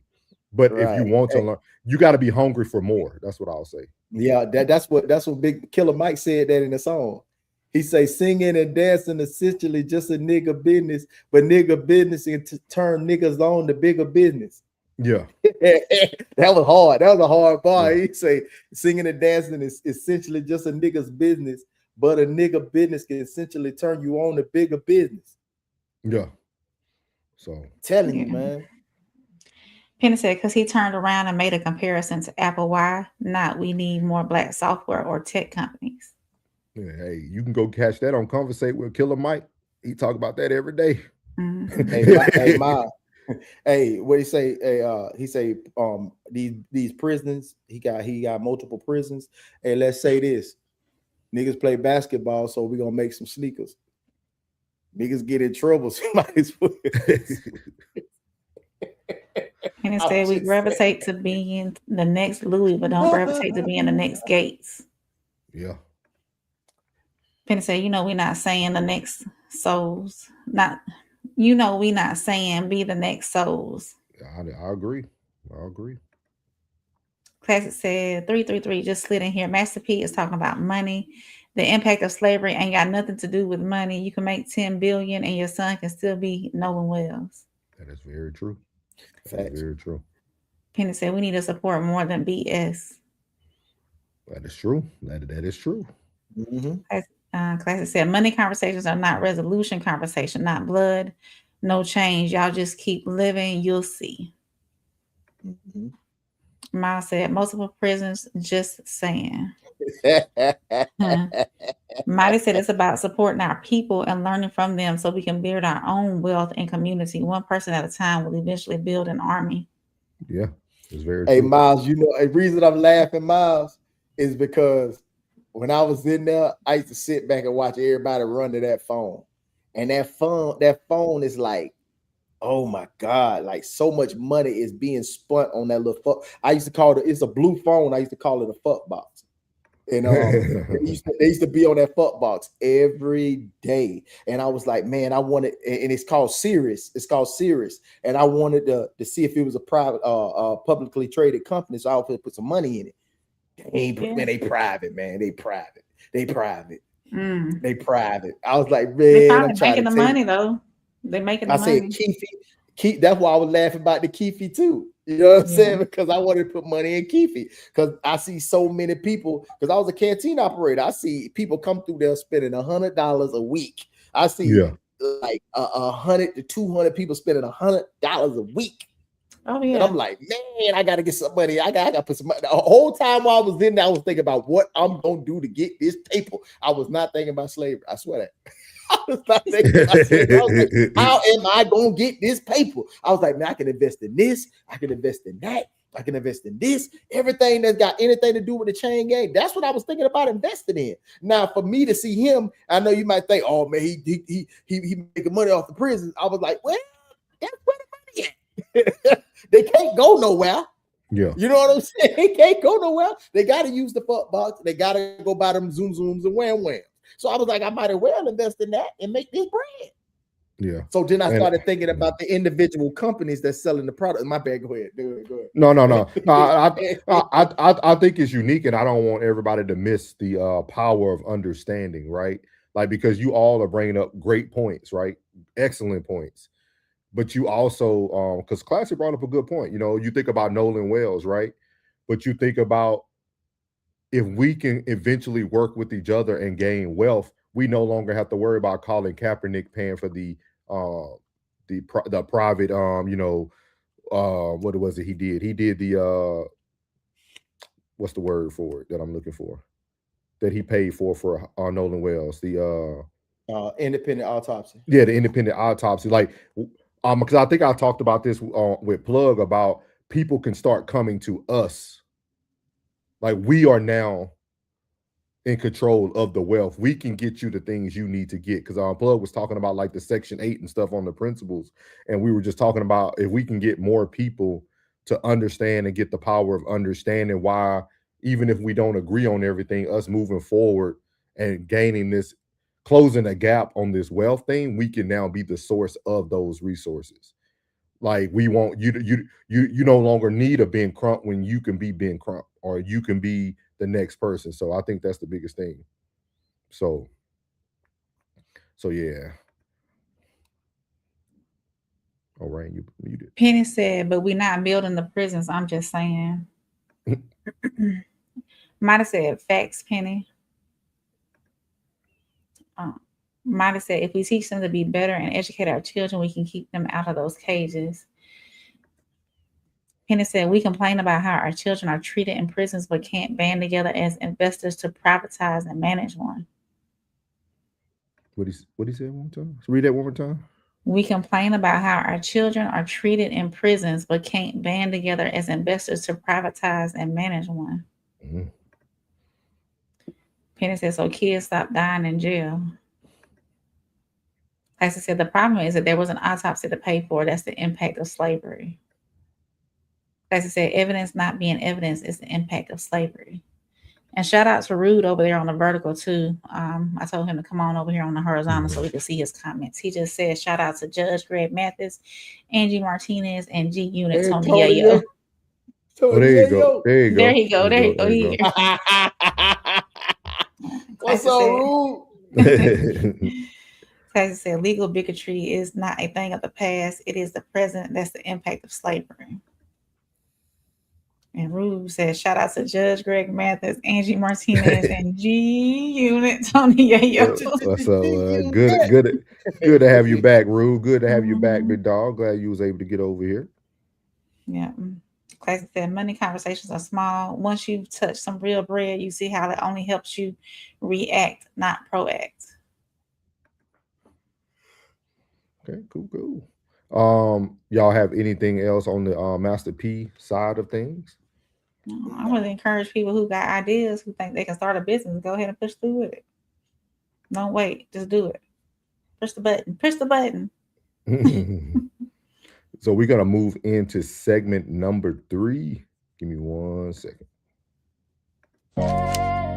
Yeah. You're not rocking with the realest podcast in the room. No middleman. Souls. Soft rain. Uncle Plug. Let's go. No middleman. So here on this next segment, we actually have a segment that has 19 keys with Dr. Boyce, who's an author of an amazing book. I think it's The Power of Black Economics. He did a couple more other books as well. This whole conversation is something I highly encourage people to go watch. We're just going to play a little small segment about the power of understanding. But they talk about everything in this interview. It's like a 2-hour long interview, 3 hours almost, pretty much 2 hours and 58 minutes. And they talk about a lot of things, but Mr. Boyce gets a lot of questions of people thinking because of the way he speaks about the Black community that people ask him a question, is he MAGA? So here we go. What? MAGA? Yeah. Hell no. Who said that? Nah, he far from MAGA. No. Where'd that come from? Claude, I gotta ask you the left field questions. No, I only ask the question because the way you break down finances and sometimes when you talk about Donald Trump, it sometimes sounds favorable, right, on some of the things that he do. So I never had the opportunity to ask you what your actual position is on like Donald Trump as a man, like the MAGA movement itself. Okay. I followed Trump for a long time. You know, I followed him 30 years ago before he got into politics. Over the years, he was just known as a rich guy from New York. That's why you have all these pictures of him with rappers and stuff like that through the years, because they would rap about Donald Trump. So he had a lot of, Black friends or whatever. So when people are saying like, oh, he's 100% racist, he 100% hates Black people, I'm like, what are you talking? I'm not saying he loves Black people.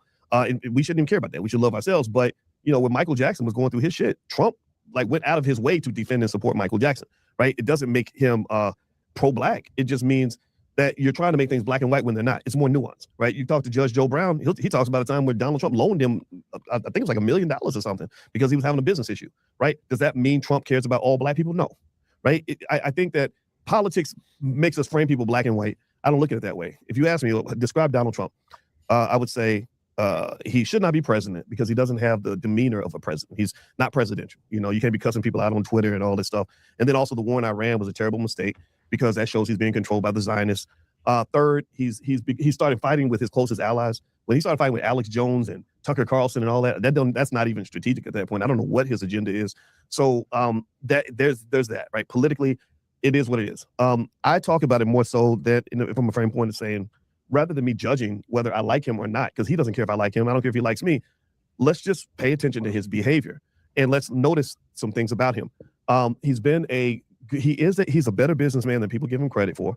He's had a jumbo jet for 30 years. And people know those jets cost like $10,000 an hour to fly. He was flying a jumbo jet 30 years ago. So stop telling me he's just a terrible businessman or that he's just completely stupid and doesn't know how to acquire power. He's the most powerful man on the planet right now. You don't get that by accident, okay? However, is he ethical? I don't think so. I think he's dishonest. I think that he's been corrupt for a very long time. Remember, one thing Donald Trump did, I studied the Trump family going back 100 years, like how he got that power, because I believe you study your adversaries or your competitors. I view Trump as a competitor, not as an enemy per se or a friend, just as competition. Like, okay, one day my son, my grandson, whatever, is going to have to compete with the Barron Trumps of the world. So I say study the opposition and learn how they got the power that they have so you can use it for whatever purpose you want. So with Trump, one thing he did was when he was 28 years old, he bought a $400 million hotel. I would like to see young black men be able to do the same thing, right? So rather than getting caught up in your feelings about how you feel about him and being mad about him, I don't think that is masculine behavior. I think you study that and you say, okay, what happened in that family to even put a 28-year-old in a position to buy a $400 million hotel? The corruption part comes into play, though. Okay. However, is he ethical? I don't think so. I think he's dishonest. I think that he's been corrupt for a very long time. Remember, one thing Donald Trump did, I studied the Trump family going back 100 years, like how he got that power, because I believe you study your adversaries or your competitors. I view Trump as a competitor, not as an enemy per se or a friend, just as competition. Like, okay, one day my son, my grandson, whatever, is going to have to compete with the Barron Trumps of the world. So I say study the opposition and learn how they got the power that they have so you can use it for whatever purpose you want. So with Trump, one thing he did was when he was 28 years old, he bought a $400 million hotel. I would like to see young black men be able to do the same thing, right? So rather than getting caught up in your feelings about how you feel about him and being mad about him, I don't think that is masculine behavior. I think you study that and you say, okay, what happened in that family to even put a 28-year-old in a position to buy a $400 million hotel? The corruption part comes into play, though. So what did happen before you get to the corruption? Yeah, well, if you go back 100 years, Donald Trump's father, Fred, Fred's father died when he was 13. Fred used to be a carpenter and fix houses for rich people in New York. Well, one day he came to the epiphany that, instead of me fixing rich people's houses, I should own some of these units. So he went from being a worker to being an owner. Well, next thing you know, he did well in the New York real estate market. So by the time Donald was born in about 1946, Fred was doing pretty well. By the time Donald was 25, by 1971, his father was able to give him like $20-something million and say, here you go, son, go take over the world, right? So what that meant was, his father's decision years before to go from being employee to being boss allowed his son to have a freedom that let him thrive instead of just surviving. So at a time when everybody else is struggling to get a job, trying to pay off student loans, Trump's over here trying to buy a $28 million hotel, or $400 million hotel. I say that to black people. I say, instead of sitting around talking about how mad you are about this person, ask yourself, how do I put my child in a position where they're financially free and aware enough to be able to make moves in their 20s as opposed to simply trying to survive? Basic idea. Think about it like this. The average used car note in America is $500 a month.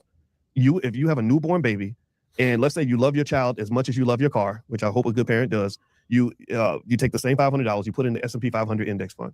You don't even know how to pick stocks. Just pick stocks in the S&P 500. You can literally close your eyes and just randomly pick stocks. You do that for 5 years, you got about $35,000 to $40,000. You do that for 10 years, you got $100,000. 20 years, you got $300,000. 25 years, you're talking about almost $500,000. So now your son is not a struggling black man barely getting by. He's a black man that's got $500,000 in the bank. So we're gonna stop there. Again, it was a great conversation. We used the piece about the MAGA part because the conversation tonight is about the power of understanding. And a lot of people, like 19 Keys said to him, that a lot of people feel that he's a certain way because of the way he speaks or the way he talks about certain things. And I think the power of understanding people or having a conversation, I think that's one thing that 19 Keys, and I could be wrong here, but I would say this. I think a lot of times once you build wealth, you're able to have conversations that most people can't have because those people start being in rooms with you. I'm not saying money is everything, but are your experiences too. I mean, my 20-year military experience put me in rooms with people that I never thought I would be in rooms with just because I was in the uniform, which allowed me to gain relationships and do things in a different manner. So just going back to the power of understanding, what did you guys think about that part of the conversation with those two?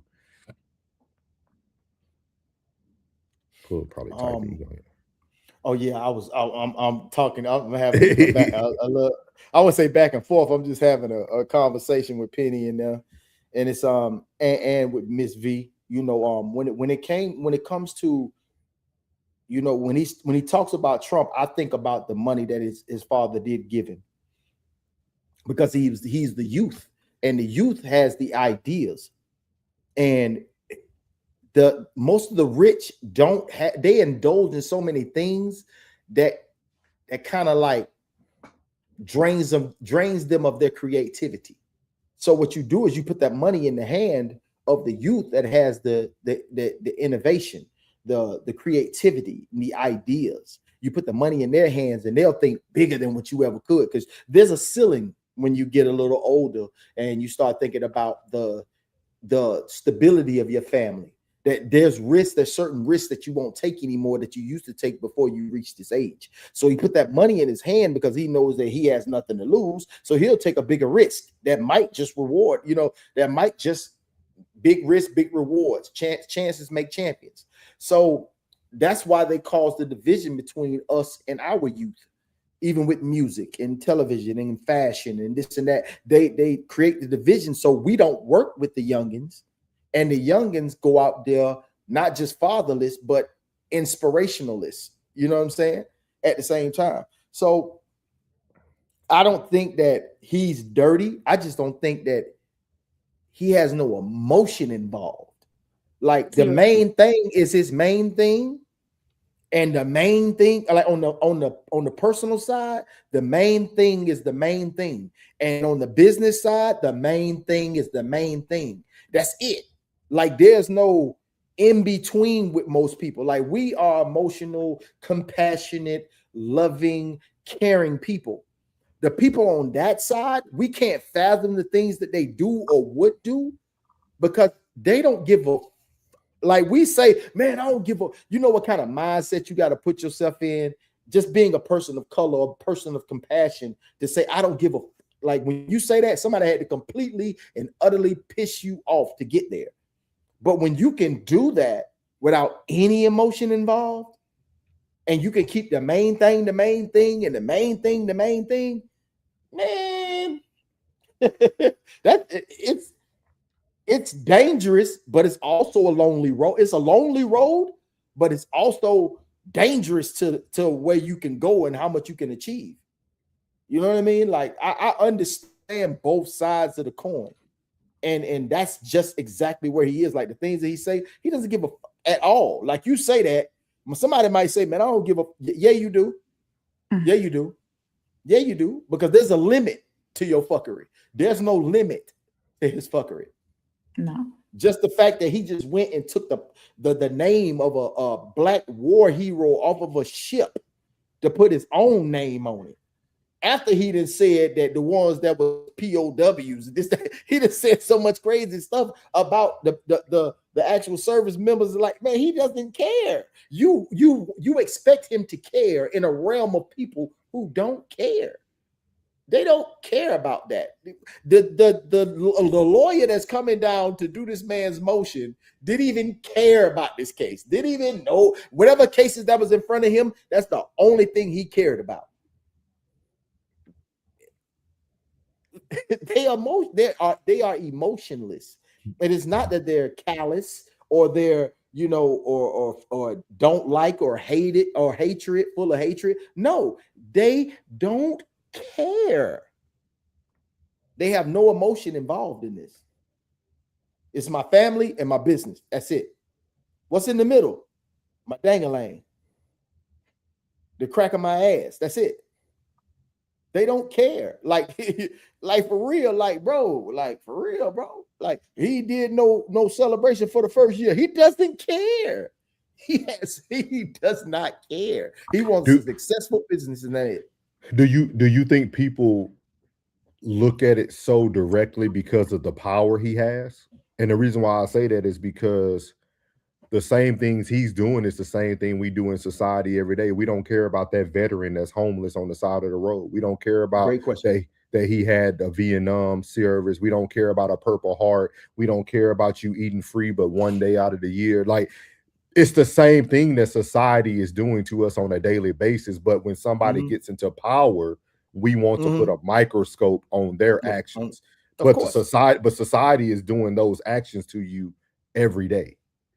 Yeah, there's now people you- right now still fighting right. for their VA benefits right now, like me every day. Yeah, they're like Me. for real, like, and you got to prove all this stuff is, and it's paperwork that says what you did and where you been.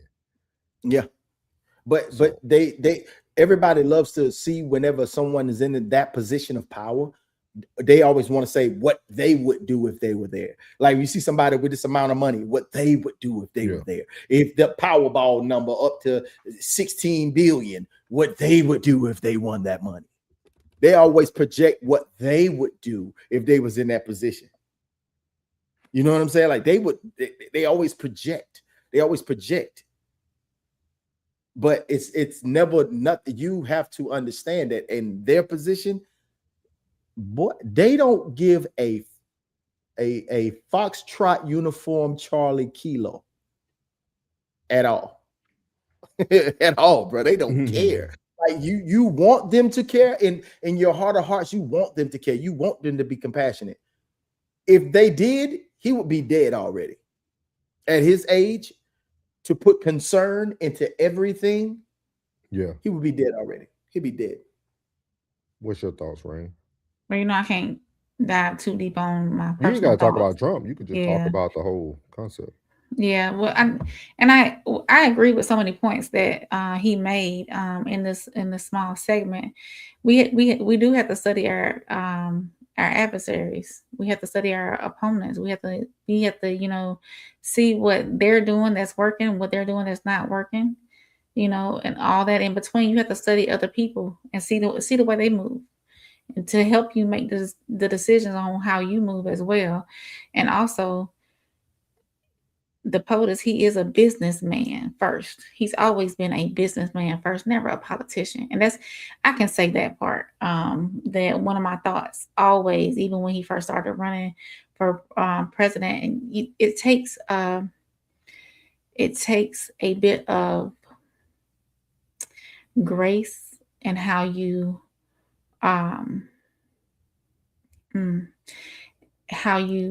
present yourself in order to be a politician with compassion. He's not a politician. He's not a politician. He's never been a politician. No, he's never. And I've said that since this day is a one. business. Hey, please, Yeah. hey, black folks, please, y'all, please understand. Please, listen.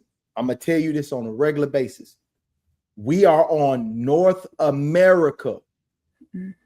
The soil in which we live on is North America. Get that through your heads, all of y'all. Please understand that. This is a corporation. United States of America is a corporation. Bill Bixby owns McDonald's on Saginaw, Maine. Okay? Bill Bixby owns that. But McDonald's is the corporation. He is the owner. Someone owns this country. He is the president of said country. It's a company. It's a company. It is up for sale. Whoever got some bread, they can buy it. It's for sale. Everything in America, this capitalistic, semi-fascist, is up for sale. This is a business. Yeah, but I also think Trump has created a reverse of power if we really take a step back. Like he actually introduced that it's possible for anyone to be anything. Like, because man, I just seen him back in my hometown in Shreveport. His first name is Jeremy. This black dude he's running for a seat. And this is not somebody you would ever thought. I'm talking about at all. Like, he does not look the part. He does not like you know what I mean? Like, and I think you're gonna see more and more of that, of people who don't look the part starting to take those seats that we once thought couldn't be taken. Like, you're gonna see more of that, because why can't you? A businessman became the president of the United States. You telling me I can't go be a city alderman? You know what I mean? I can't go be somebody in one of those seats in your city. Like, it, to me, I think if we really take advantage of what we seen, the power of understanding, kind of like he said, we actually need to step on it now. Because even in the midst of all the tragedy that's going on, think about the people who not even legal attorneys, and like people voices are louder now with no credentials behind it. Yeah. They hire you because you can go into the community that they can't.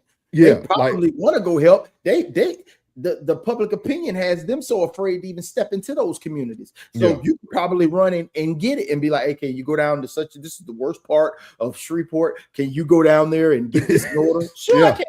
Sure, I can. But hey, look, favor for a favor. Favor for a favor. Oh yeah. I'm gonna go. Hey, I'm see, you need a hustler. You need a hustler in them positions. Be like, listen, I'm gonna do this, but when I do this, I need to get this done. I want this to be done. I'm gonna take care of that for you. I got you, big dog. Hey, I got you, big dog. I'm gonna go handle that. But when I come back, I want this. See, we need some negotiators, not just some do boys that's gonna go down there and do this and then expect something. No, but we gotta negotiate. You don't get what you earned, you get what you negotiate. Yeah, I agree.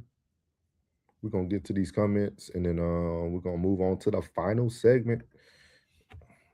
Can say it's funny we don't have people like Mathis that understand the system running with them. Class said money can pay for investigation and funerals. It can't keep the next black baby unhung. Rue said, how about the man Shadur Sanders, first string, well-deserved awards? We're gonna speak about it sometime this week. Trust and believe. Classy said that's the impact of slavery. Ms. V said, good evening, everyone. What's up? What's up? Rue said Watson was a bum. He said, I thought that was Damon Dash with a white goatee. Laugh out loud. Uncle Plus said, Rue, you funny. Penny said, no, Trump just supports the black folks that he can use their influence. Plug said, that's a power structure at Penny. Penny said, facts and free advertisement. For sure. Uncle Plus said, emotions and power are separate. Yep.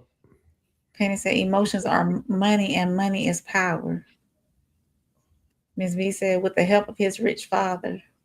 And you know what, Ms. V? It's so funny because that's what everybody focus on. And that's literally what me and Plug keep saying we need to do for our own children.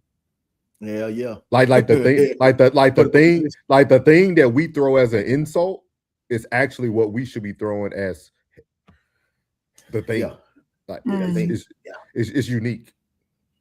Plus said, when it comes to us, unfortunately, Ms. V said, not on his own back. Penny said, if I can make you feel it, you will buy it. That's very true. Uncle Plug said, Penny said, if you buy it, I can make money. And if I can make money, I can make change. Penny said, truth on a fact, Trump is a good businessman. Uncle Plug said, when it came to his father giving him that money, youth have the ideas, innovation. That's why they cause division between us and our youth. No innovation. Yeah. Penny said, but he dirty. Uncle Plug said, not just dirty, emotionless. Yeah. Penny said, all old white American foundational money have bodies attached to it. Rockefeller. Better know it. Ms. V said his dad shipped him away and didn't raise him. Penny said, we don't speak about the proper way to exploit debt and credit. Yeah, we're trying to, man. We're trying to. That's what we're trying to do. We're trying to slowly walk into it.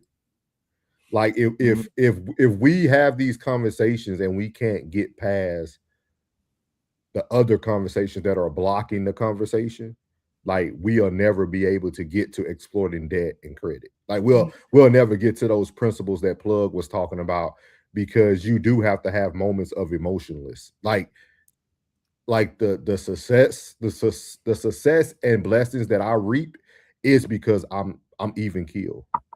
Mm-hmm. But it also comes down, if these say, like he said, when EYL had their biggest episode when it was beef, right? Because I said because of transparency. If they had started showing where they started, Like, hey, bro, we started out with $250. Like, that's why a lot of people mess with Honey Drip. Because Honey Drip showed you, like, man, I was putting $100. Every time I cut hair, I put $100. And I was like, oh, I'm listening to what he did. Oh, you did? Oh, you did it like that? Okay, bet. Now let me try it and see where I'm at in a year. You know what I'm saying? Just like that. Let me try from the small. Most people want to see it actually happen. They don't want to hear you talk about that you got the bread. They want to see how you got the bread. Everybody wants a investment for dummies in real life. They don't want to read it. They want to see it. Fast money ain't good money. It's not. I tell you, anything worth sustaining takes a long time. That's what people fail to realize. Yeah, that's what people fail to realize. Like all these people we speak of, they got wealth. It don't matter how they got it. It don't matter who. It takes a long time, man, and it takes a long time to keep it. Like intentionality. I mean, it's crazy that was the word today. Like, but when you think about it, I even told Plug yesterday when he was doing his show, like intentionality when it comes to our pages, like intentional followers, intentional people, like just the things that people say to us when the cameras are off, like what me and Rain got to hear yesterday after the interview. That's intentionality. That's people seeing your worth, and like that's gonna go further long term down the road. You know what I mean? And we talked about character. Your character will ultimately perceive you. Those families are now going to speak about Rain or Souls or Plug, or they're going to speak about those names because they were treated in a certain manner. They were valid. They were validated. Like everybody is seeking something, and you know everybody's a different mailman, right? You got an Amazon dude who will throw your package from the car, then you got another one who will walk it to the door and get the snacks that you're leaving outside. One might end his route faster, but the other one is more appreciated in the neighborhood. So it's all about what Amazon driver would you like to be today? That's all it's about. That's all it's about. But I wanted to address what I just saw. Can we get there first so we don't skip over? Oh, go ahead. Appreciate it. First, before we move forward to but shout out to everybody. I want to go back. But I want to go back. Bray was complaining that we take too long on these night shows, so I'm trying to speed it up for you. First of all, Facebook, Lula Campbell, Connor Agnew, Deborah Brad, thank y'all for checking in over there. Also, Juan Nelson over on the Vertical on Souls page said hi as well. So we appreciate y'all. Golly, man, I don't man stream you. Hey, well, me and Plug already talked about some. We're gonna have some alternatives probably in a week or so, dog. Yeah. V said it too. We got issues. StreamYard. We got issues. It's the power of understanding. We have tried to understand, but we cannot. Like we ain't got no understanding no more. I'm with you, V. Yeah. Miss V said he buried his ex-wife and the mother of his oldest children at a golf course for a tax cut. Yeah, and he got bread off of it. And she said, if I'm not mistaken, him and his father discriminated against loads of black people who wanted to rent. Yep. Niggas didn't take care of shit. Penny said, Plug, the black community calls that a sellout, but the white community says successful because everyone is doing it. Penny, you gotta slow walk them in. Ms. V says souls, but I get the point. Having the ability to generate generational wealth to pass down is very important, as well as teaching them what to do with it. Monty said we need to educate each other. You are never too old to learn. Very true. Ms. V said, I hope you all are having an amazing evening. We are. Great show this morning too. Great show this morning. I don't know if somebody actually was driving drunk or what happened, but prayers to whoever. I don't know why they be messing with my own girl. Thomas Salama said, start here for biblical truth, Pastor Gino Jennings. Hey, Tommy, get Gino up here because you come in every week. I watch Gino Jennings stuff, some of his stuff. Make sure love Gino. Yeah, get him up here. He exposed a lot of the celebrity world and everything. So get him up here. Let us know. Miles said the U.S. is half itself. The U.S. itself is a business. Ms. V said he ran for president out of spite of his predecessor, in my opinion. Thomas Salami said America is a company, not a country. Big facts. Hey, yo. He said that's fact. It's a company, like I said. Yeah. Penny said capitalism is a political party in office. Taxes is the revenue. The news is the advertisements. And the people are consumers. Penny said, yes, a 34 count felon can be president is possible. He said, business by any means necessary. Whether you know it or not, you are a slave. Ms. V said, Reagan showed him he could be elected president. She said, Reagan was an actor, then governor, and if I'm not mistaken, then he became president. And he did that good Reaganomics. Ms. V said 100. Penny said, so success is playing. So is success playing? Is success so is success playing? He gonna ask again, I think. I think he gonna ask again. Ms. V says, so the difference is y'all would actually teach your children how to be great, not wicked. But you know what? Now Go ahead. That's the one I wanted to talk on. Okay. Now it's not about that. And I want you to understand that. But you know that you kind of like hinder progress. Say if a person is moving it in a succession in a pace moving forward, and you would tell them when they get to a certain point, don't forget where you come from. Now you got them looking back. That is one of the biggest hindrance than anything. Don't stop him. You should be, instead of you should be the buffer between that individual and the rest of everybody else that's talking crazy. You should be like, no, he's doing his thing. He's making it happen. Don't worry. He ain't forgot about y'all. He's just doing his thing right now. You are, as a parent, you're supposed to be the buffer between your child and the world while they're doing what they're supposed to be doing. They're on their purpose. They're on their drive, whether no matter what that drive or what that purpose is. You're supposed to be the buffer between them. When you hinder them by having them continuously look back. That's what Master P is saying. You're hindering yourself by continuously looking back. When you keep looking back, you're hindering yourself from moving forward because you're steady concerned about this back here when you need to be on your purpose. If more people was on their purpose, it'll be less people out here gallivanting. Like this is what I do in between work and my regular life is this. So I occupy this time so I won't spend any money. Like I do this so I don't spend bread. Like I do this so I have no time, no downtime, but to chill and relax and ease my mind outside of doing what I do for work and this. Like you gotta stay consistent. Consistency is everything. Compound interest. That's compound interest of time, money, and your success. Yeah, I agree. And I think also your children don't have to be taught wickedness. That's something they can just have within them. And I think we see a lot of cases of that. I think we take isolated incidents or people and think that's what was actually happened. Some people just become who they are. Some people are just who they are. Like your parents can be the most loving parents in the world, and you can be the most wicked person in the world. Like your upbringing doesn't always be equal to what you become. Because if that was the case, a lot of people it'll be more people in jail. It'll be more people hurting others. So like I would say that can happen. I mean, you think about Eric Beneman, right? Like his son, this great coach. His son takes the life of his own mom. Like, I don't think he brought him up to be that way.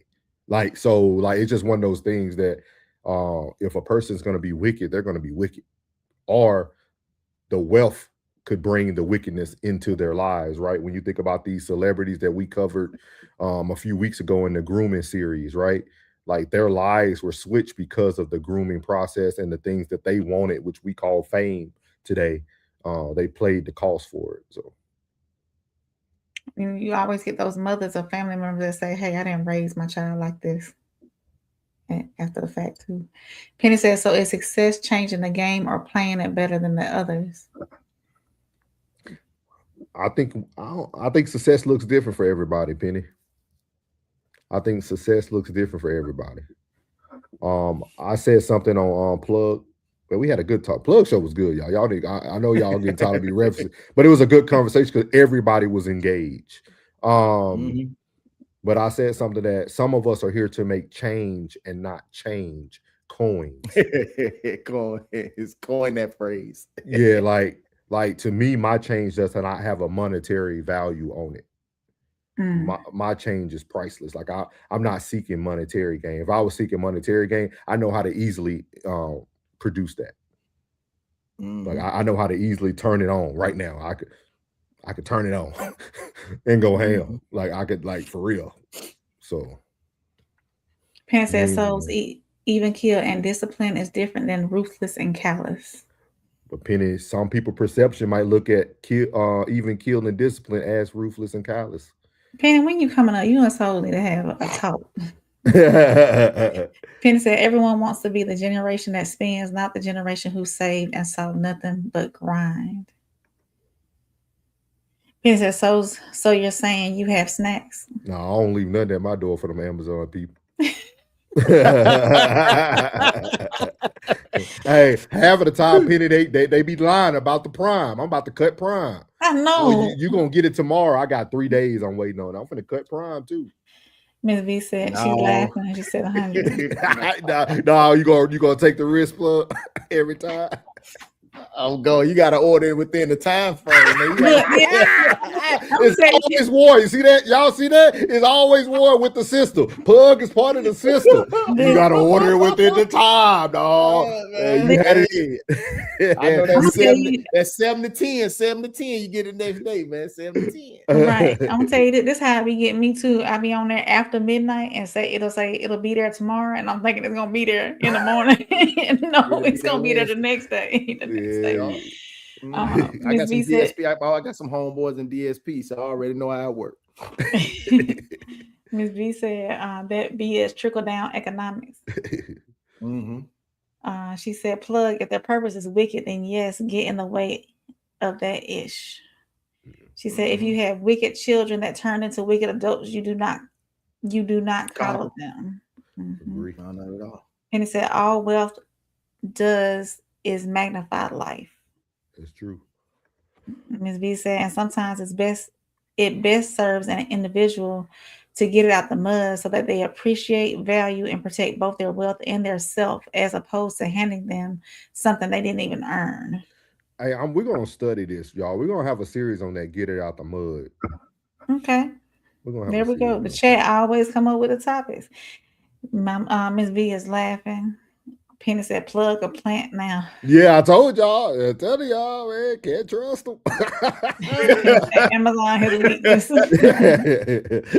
Mine said my Prime is holding me down. Yeah, look at all y'all part of the system. I'm telling you, you're no good. I know people. I say, bro, when the best time to order? Well, dog, we start loading the trucks up by 4 o'clock, 5 o'clock in the morning. So you know what I mean. You got to get that order in between 7 and 10 if you want to get it next day. Oh, okay, all right. He said, "Why is it in the mud?"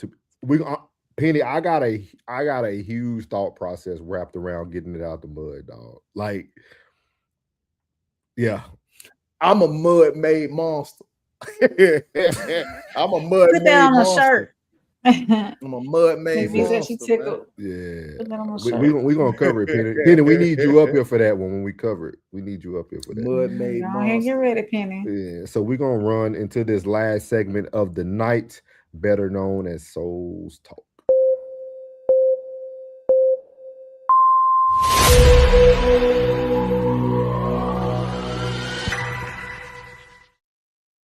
All right, guys, trying to go away from videos and just try to provide some form of education or a way to better understand the things that we're talking about. So I always talk about these books that I read or have read or continue to read. And tonight's Soul Talk is Transparency Illusion. So this comes from Talking to Strangers by Malcolm Gladwell. For those who do not understand where this book comes from, it's actually based on the loss of life of Sandra Bland. I don't know if you guys remember Sandra Bland that lost her life in the custody of police officers. This book was based off of this. This is one of the things we read when I was going through my mental health, some of my school and college. We read this book, and it has some great information in there, and I wanted to provide it to you guys to close out the power of understanding. And in chapter 3 of Talking to Strangers, it talks about the transparency illusion. We think we understand, so we stop trying to.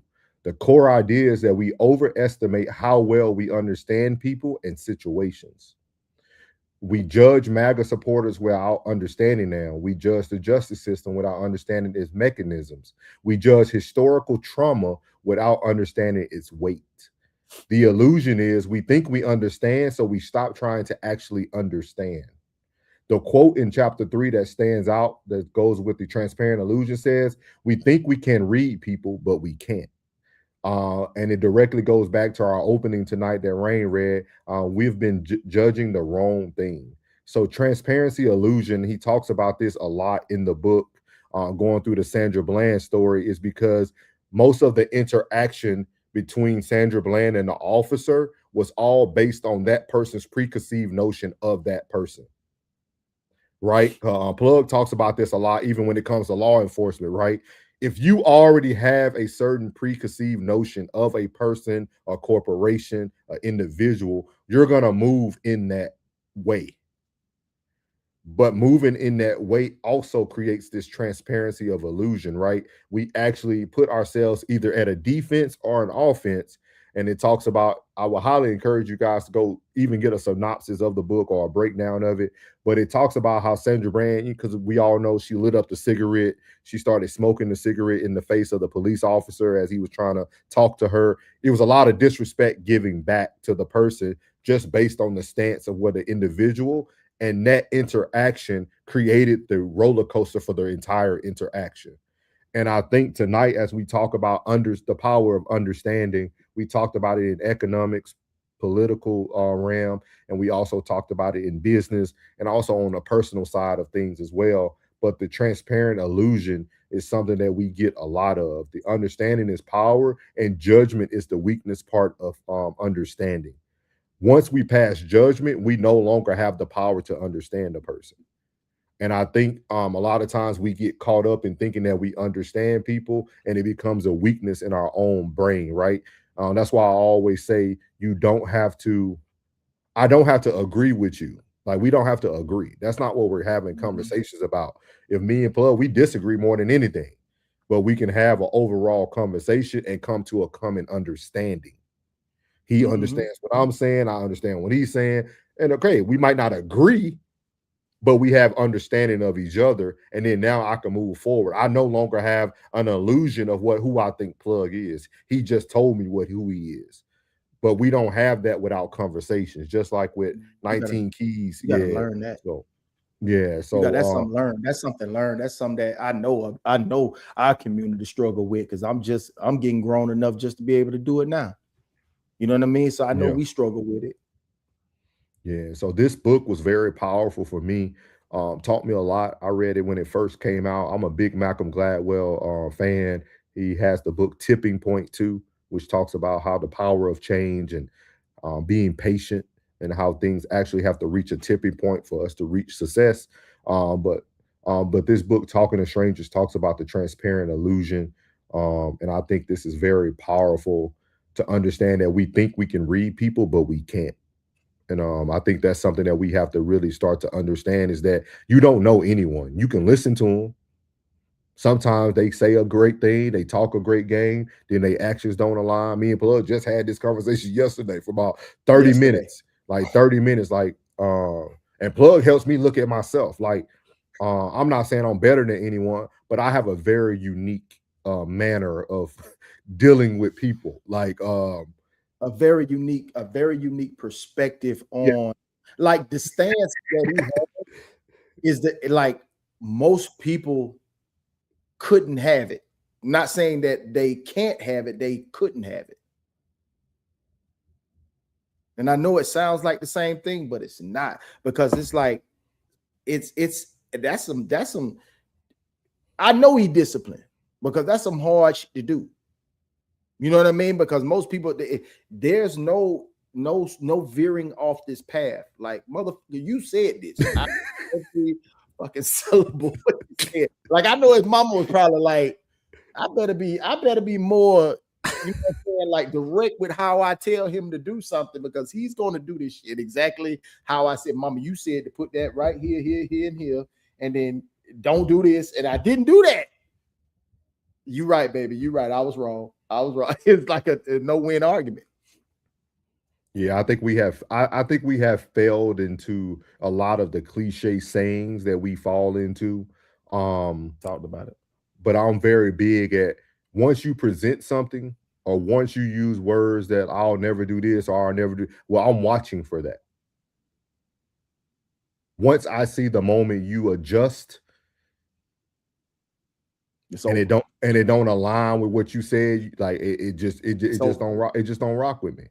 Like I just can't do that. Like I know that's a hard thing, but it's just something I stand on, because to me that makes you more dangerous.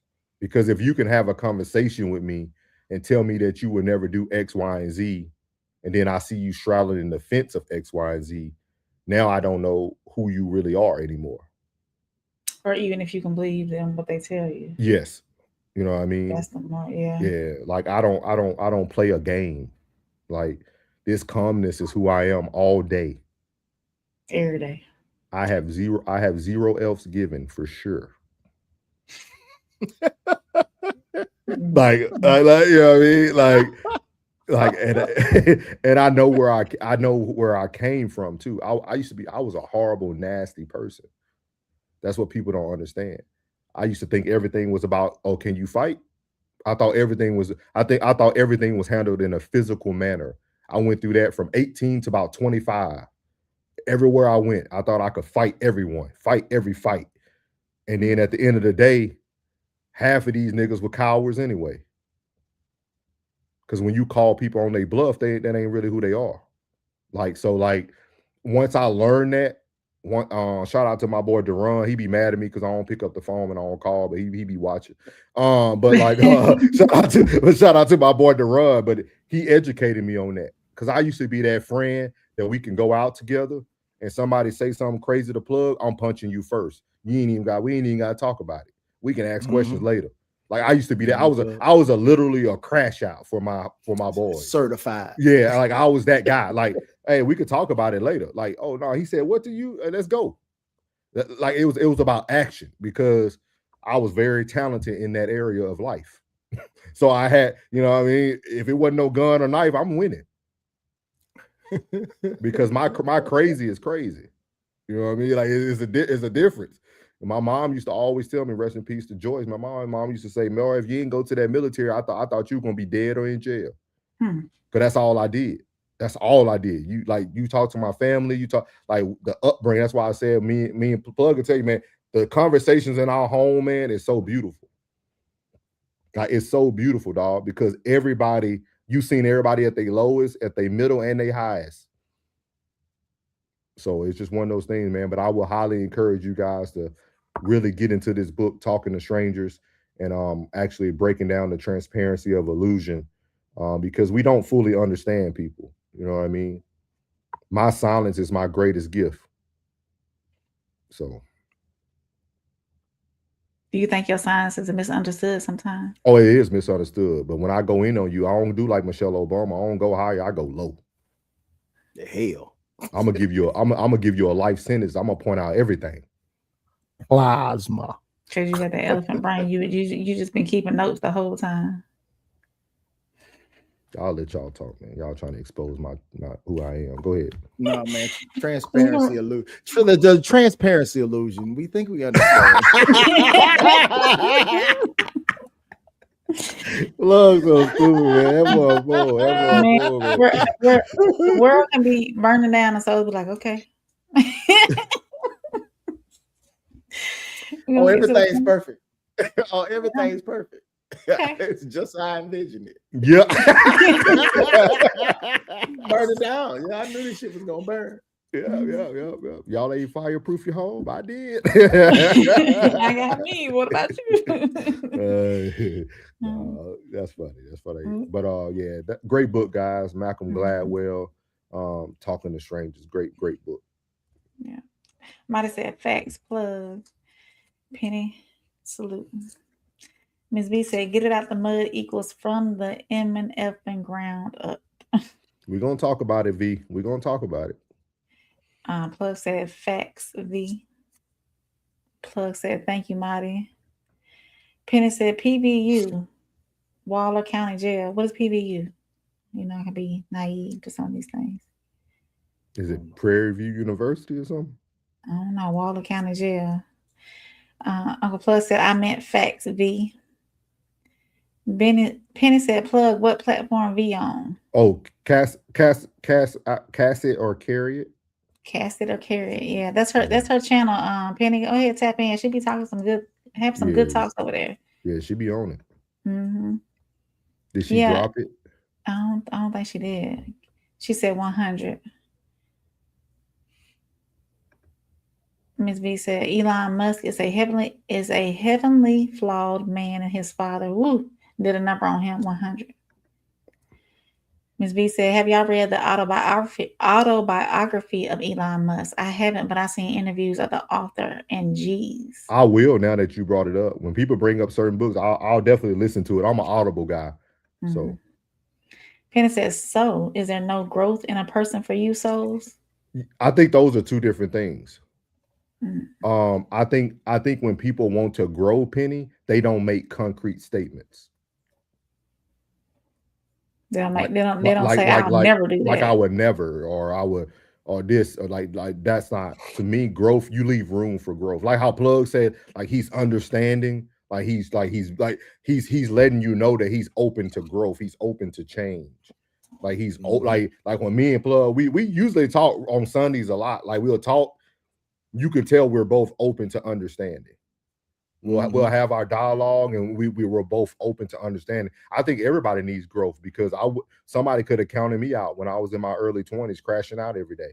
I would never made it to 20 years in the military if somebody felt like I didn't have growth. But I feel growth comes with being how you speak about it. Well, let me ask you this, so if somebody does feel like, okay, so say in the past, oh, I'll never do that, but come, and I think we've had this conversation before on No Middleman some months back, probably last year sometime, and they do some growing, they do some change. Does that have to come with a disclaimer? No, it needs to come with an apology. I'm sorry, I said I wouldn't do that, but this is what it depends how that situation affected us. What the offense Yes. What the offense was. Yes. Okay. Yeah. Okay. Always. I'm understanding. Always. See, I'm here for understanding. Ms. V says, "Souls is a firm man, Codes is a blunt man, Tez is fine with belts." Miss V, Uncle Plug gonna make you laugh and cry, and Rain is gonna bring the perspective of a resilient woman who's willing to both learn and teach. Yeah. Oh, I can respect that, Ms. V. Thank you. Penny said, "Because growth can change stance and perspectives, not in a double talk manner." Yeah, but Penny, a lot of times people don't really want to change their perspective. That's why we're talking about the power of understanding tonight. Like that's the power of understanding.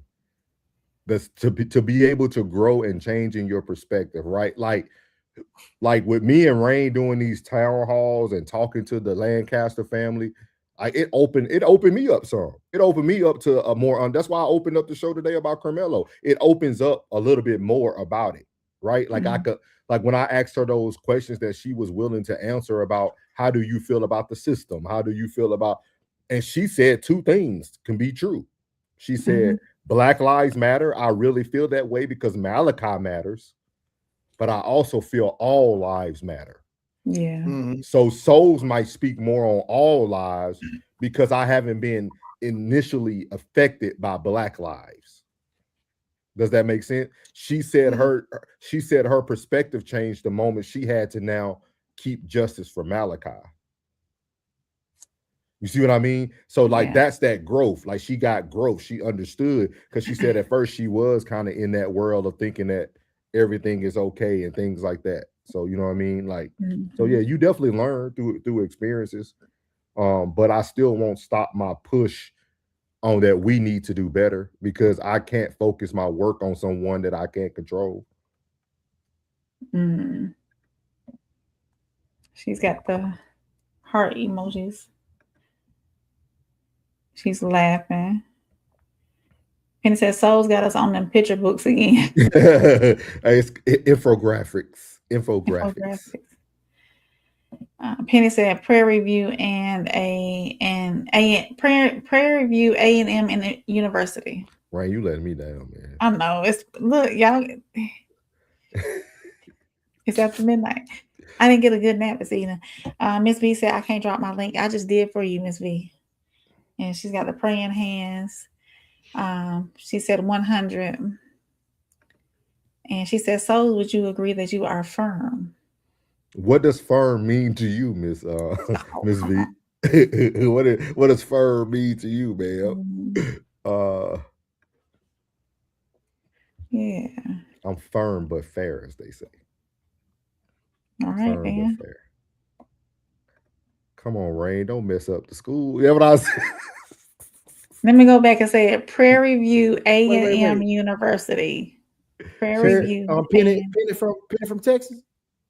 We'll never know because he never We'll come never up. know. Yeah, Penny. When you coming up, Penny? You have She some said, rape "Oh, from the loop. She said, OMG." I don't know, He but might be I don't know. What is y'all opinion? What does firm mean to y'all before we close out tonight? Firm, unwavering. I think that's like a safe definition to describe you. You know what I'm saying? It's like unwavering. You know what I mean? Firm is firm. And firm is firm. You know, it's a great quality. It's a great quality when it's in a positive, when it's a positive manner. Like if you're firm but it's in a negative manner, that's not good. That's not growth. You like, I don't give what it is. That's keeping you in ignorance, and you're not an ignorant person. So your firm is unwavering, being that you're standing on a principle or moral, or you standing on what you believe in, which most black men need to be standing firm on what they believe in. You know what I mean? I'm firm on certain things. Most things I have to give grace because some bitches just they don't know yet. Like I talk about what I talk about on during story time is because most folks, they assume to know, or somebody had told them and they are nod in agreement, but they don't know for real. They don't know these shit. They don't know the intricate things that can make something that's like kind of mediocre become something greater. You know what I'm saying? Because they didn't know this, that, and the third. That's why that being intentional and that intentionality is important, because it makes things easier. Like doing the hard thing first. The ability to cut through BS while teaching. Yeah. The ability to cut through something, though, isn't that sharp? Yeah. I feel that we're at a point now that we don't have any more time. Like that moment I have with that young 18-year-old black man might be the last time I get to see him. I can't sit there. You see what I mean? See what I mean? Like, it's like if we take everything we hear every day about the system, about cops, so I'm gonna take my one opportunity to give you everything you need, to give you everything I can give you, because that might be my last opportunity. When you lead with all that grace, you pity pat. And now you thinking, now Plug thinking like, man, if I would have just told that young man what I really had to say to him directly and not give him all this grace, he would have been back in my chair this week. But now he's in the front page news because we no longer have, we see it, right? I'm pretty much answering the system for you. Like, hey, bro, you can't do that. Yeah. And this is why. Yeah. Now you can say I'm a fool or you mean, and okay. Every time you hold me, like you never see me again. I did that to my daughter all the time. I used to whoop her and tell her why I was whooping her. He said, firm is sticking to something and not wavering. Appreciate it. If you listen and learn. Yeah. Definitely. All right, man. We appreciate y'all, man. I apologize. I don't know what happened to the chat tonight on the other side. I appreciate Rain being able to navigate those who were over there. I appreciate everybody who came over there. StreamYard has been on its own time lately, but I appreciate everybody who had the patience to come over there and stop in. For those who don't know, I will be traveling tomorrow. So we will probably have to give y'all a no middleman on another day this week. Yeah, I won't be available tomorrow as well. Okay, because I'll be on the other side. So, but Plug and Rain do have something in store for you guys on Wednesday night, right? Plug, you still doing? Damn Skippy. Okay, so Plug got the Damn ladies. Skippy. I'll be tuning in for that, and then Rain has a new guest she's gonna be bringing up on Wednesday, a new female. So it's gonna be real good. My sister. Yeah, so she's gonna be bringing someone new up on the show on Wednesday, and then of course, me and Rain will give y'all something either Thursday or probably Saturday night for the same soil, different roots. But I'll get with Plug and Rain on the back end to see what we can do possibly Thursday for give y'all a no middleman like we normally do. But other than that, man, we appreciate all of you guys, man. It does not go unnoticed. I mentioned it on Plug side of the house. My goal and my blessing for those who have been faithful to the Raw Society Network is to also give you guys something for this upcoming Christmas. I'm gonna try to see if Rain is able to get y'all addresses, or even if you got a PO box. I do want to do something from the Raw Society Network to all those who have been faithful. I want you to understand that your works don't go unseen. They say the harvest is plentiful, but the laborers are few. And so those who come every night, we want to just say thank you to you guys. Super Mac already heard it. He ain't here right now, but Super Mac heard it on Plug Show. So for those, just keep looking out for that. When Rain starts to reach out to you guys, please give her the information needed so that we can bless y'all on the other side of things. So, and Plug is going to be doing it even on the sports side too, if I'm not mistaken. So what's that there? He doing it for our fantasy league. The blessings. So she said, yeah. All of you all are amazing, both separately and an MF in unit. I love it. Appreciate you, Miss V. That's that cheek. That's that cheek, though. So before I close out, though, I do want to say this: no middleman is not functional without Souls. Souls does a lot of research behind these shows. Look, he finna go. He Don't does make a lot him cry, dog. Don't make him cry, man. Listen, y'all. Yeah, we here as a unit. Is us three as a unit. No middleman's us three. But let me tell y'all this: Souls be like, "Hey, what we gonna talk about?" And I be like, "I don't know," and I don't know what kind of conversation he be having with Plug. But then, like a couple of hours later, he give us a whole show. So he is very creative. He's got a mastermind, and if it was not for him, no middleman would be running as smoothly as it is. And she said, "A leader amongst leaders," and that's exactly what he is, a leader amongst leaders. So, thank you, Souls, for always having something, even when that's my dog. That's my dog. Yeah, even when that's I my don't dog. Have my mind can be totally blank. That's my dog. Yes. Anybody want to say anything? Yes, my dog. Y'all so silly. Yeah, you gotta give everybody their flowers. You know, we do have a lot of stuff behind the scenes that we work on all the time too, that y'all probably don't see so much. The time put in. Actually, it takes so much time. Editing takes time. Posting takes time. To come up with these concepts takes time. These series takes time. All of this, and y'all gotta look at it too. We us three are still working our normal. We not this not full-time content. It's a full-time job on the other side, but we do work our normal jobs as well. So but yeah, I just wanted to give you those flowers tonight, as I do all the time, you know. Thank you, Ray. Appreciate it. Anytime you don't feel appreciated, just know that you you all right. Yeah, appreciate it. Jen said 24/7, 48-14. Yeah, hey, no, man. I appreciate everybody, man. I appreciate Rain does a lot behind the scenes. Plug is just Plug. Plug is just plug. Plug is plug. I work a lot, man.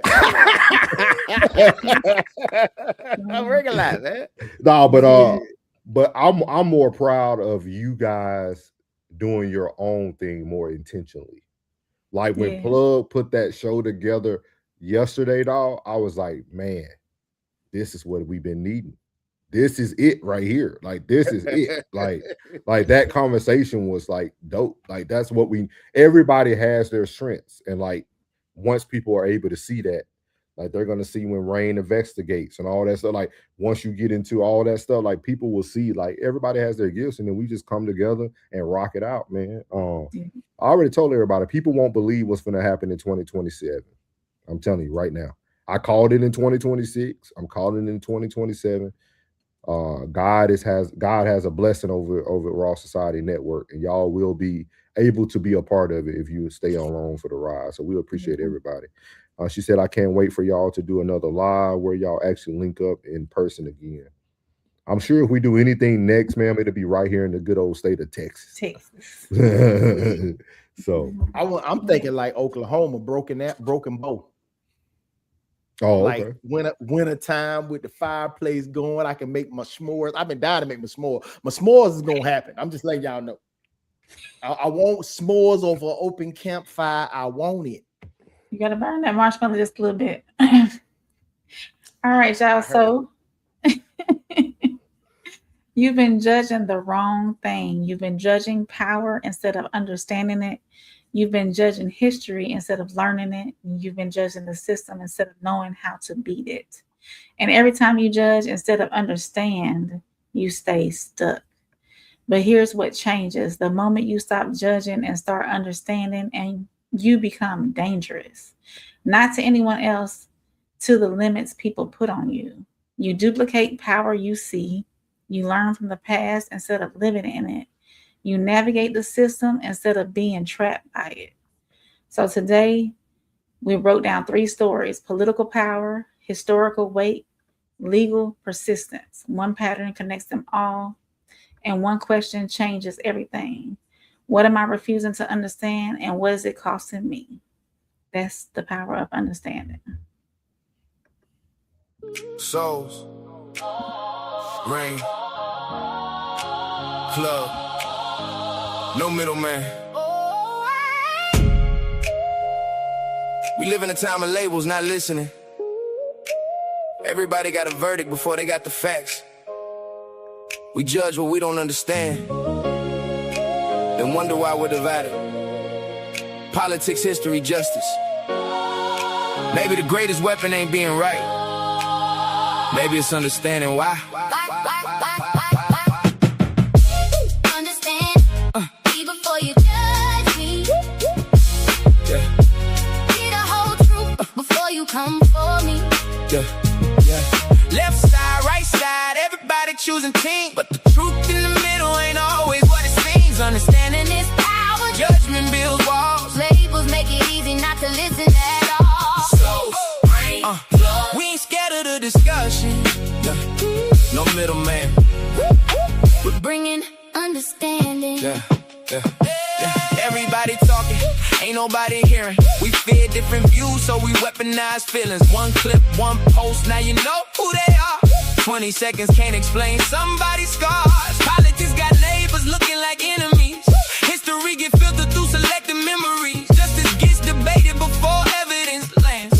Then we wonder why nobody understands. You don't gotta agree just to listen to me.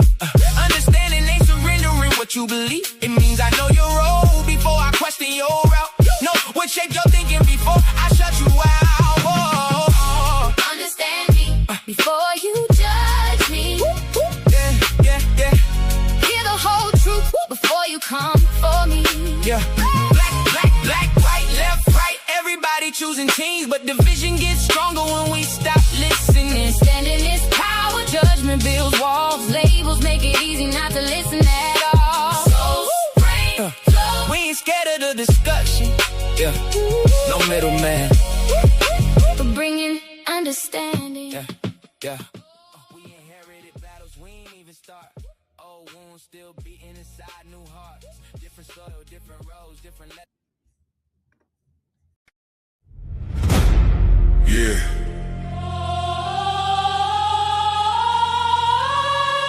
This ain't no handouts. No shortcuts. No middleman. No middleman. No middleman. No middleman. No middleman. No middleman. No middleman, I get it direct. Pressure talk, I don't deal in the flicks. Cut the line, I don't wait, I collect. If it's mine, I'ma claim my respect. No middleman, I move with intent. Boss moves only, every dollar was spent. No favors, no deals, no rent. Built from the ground, now the whole game bent. Started with a vision, had to cut the distractions. No handshake, just results and reactions. They was talking plays, I was making it happen. Turned losses to losses, then flipped it to passion.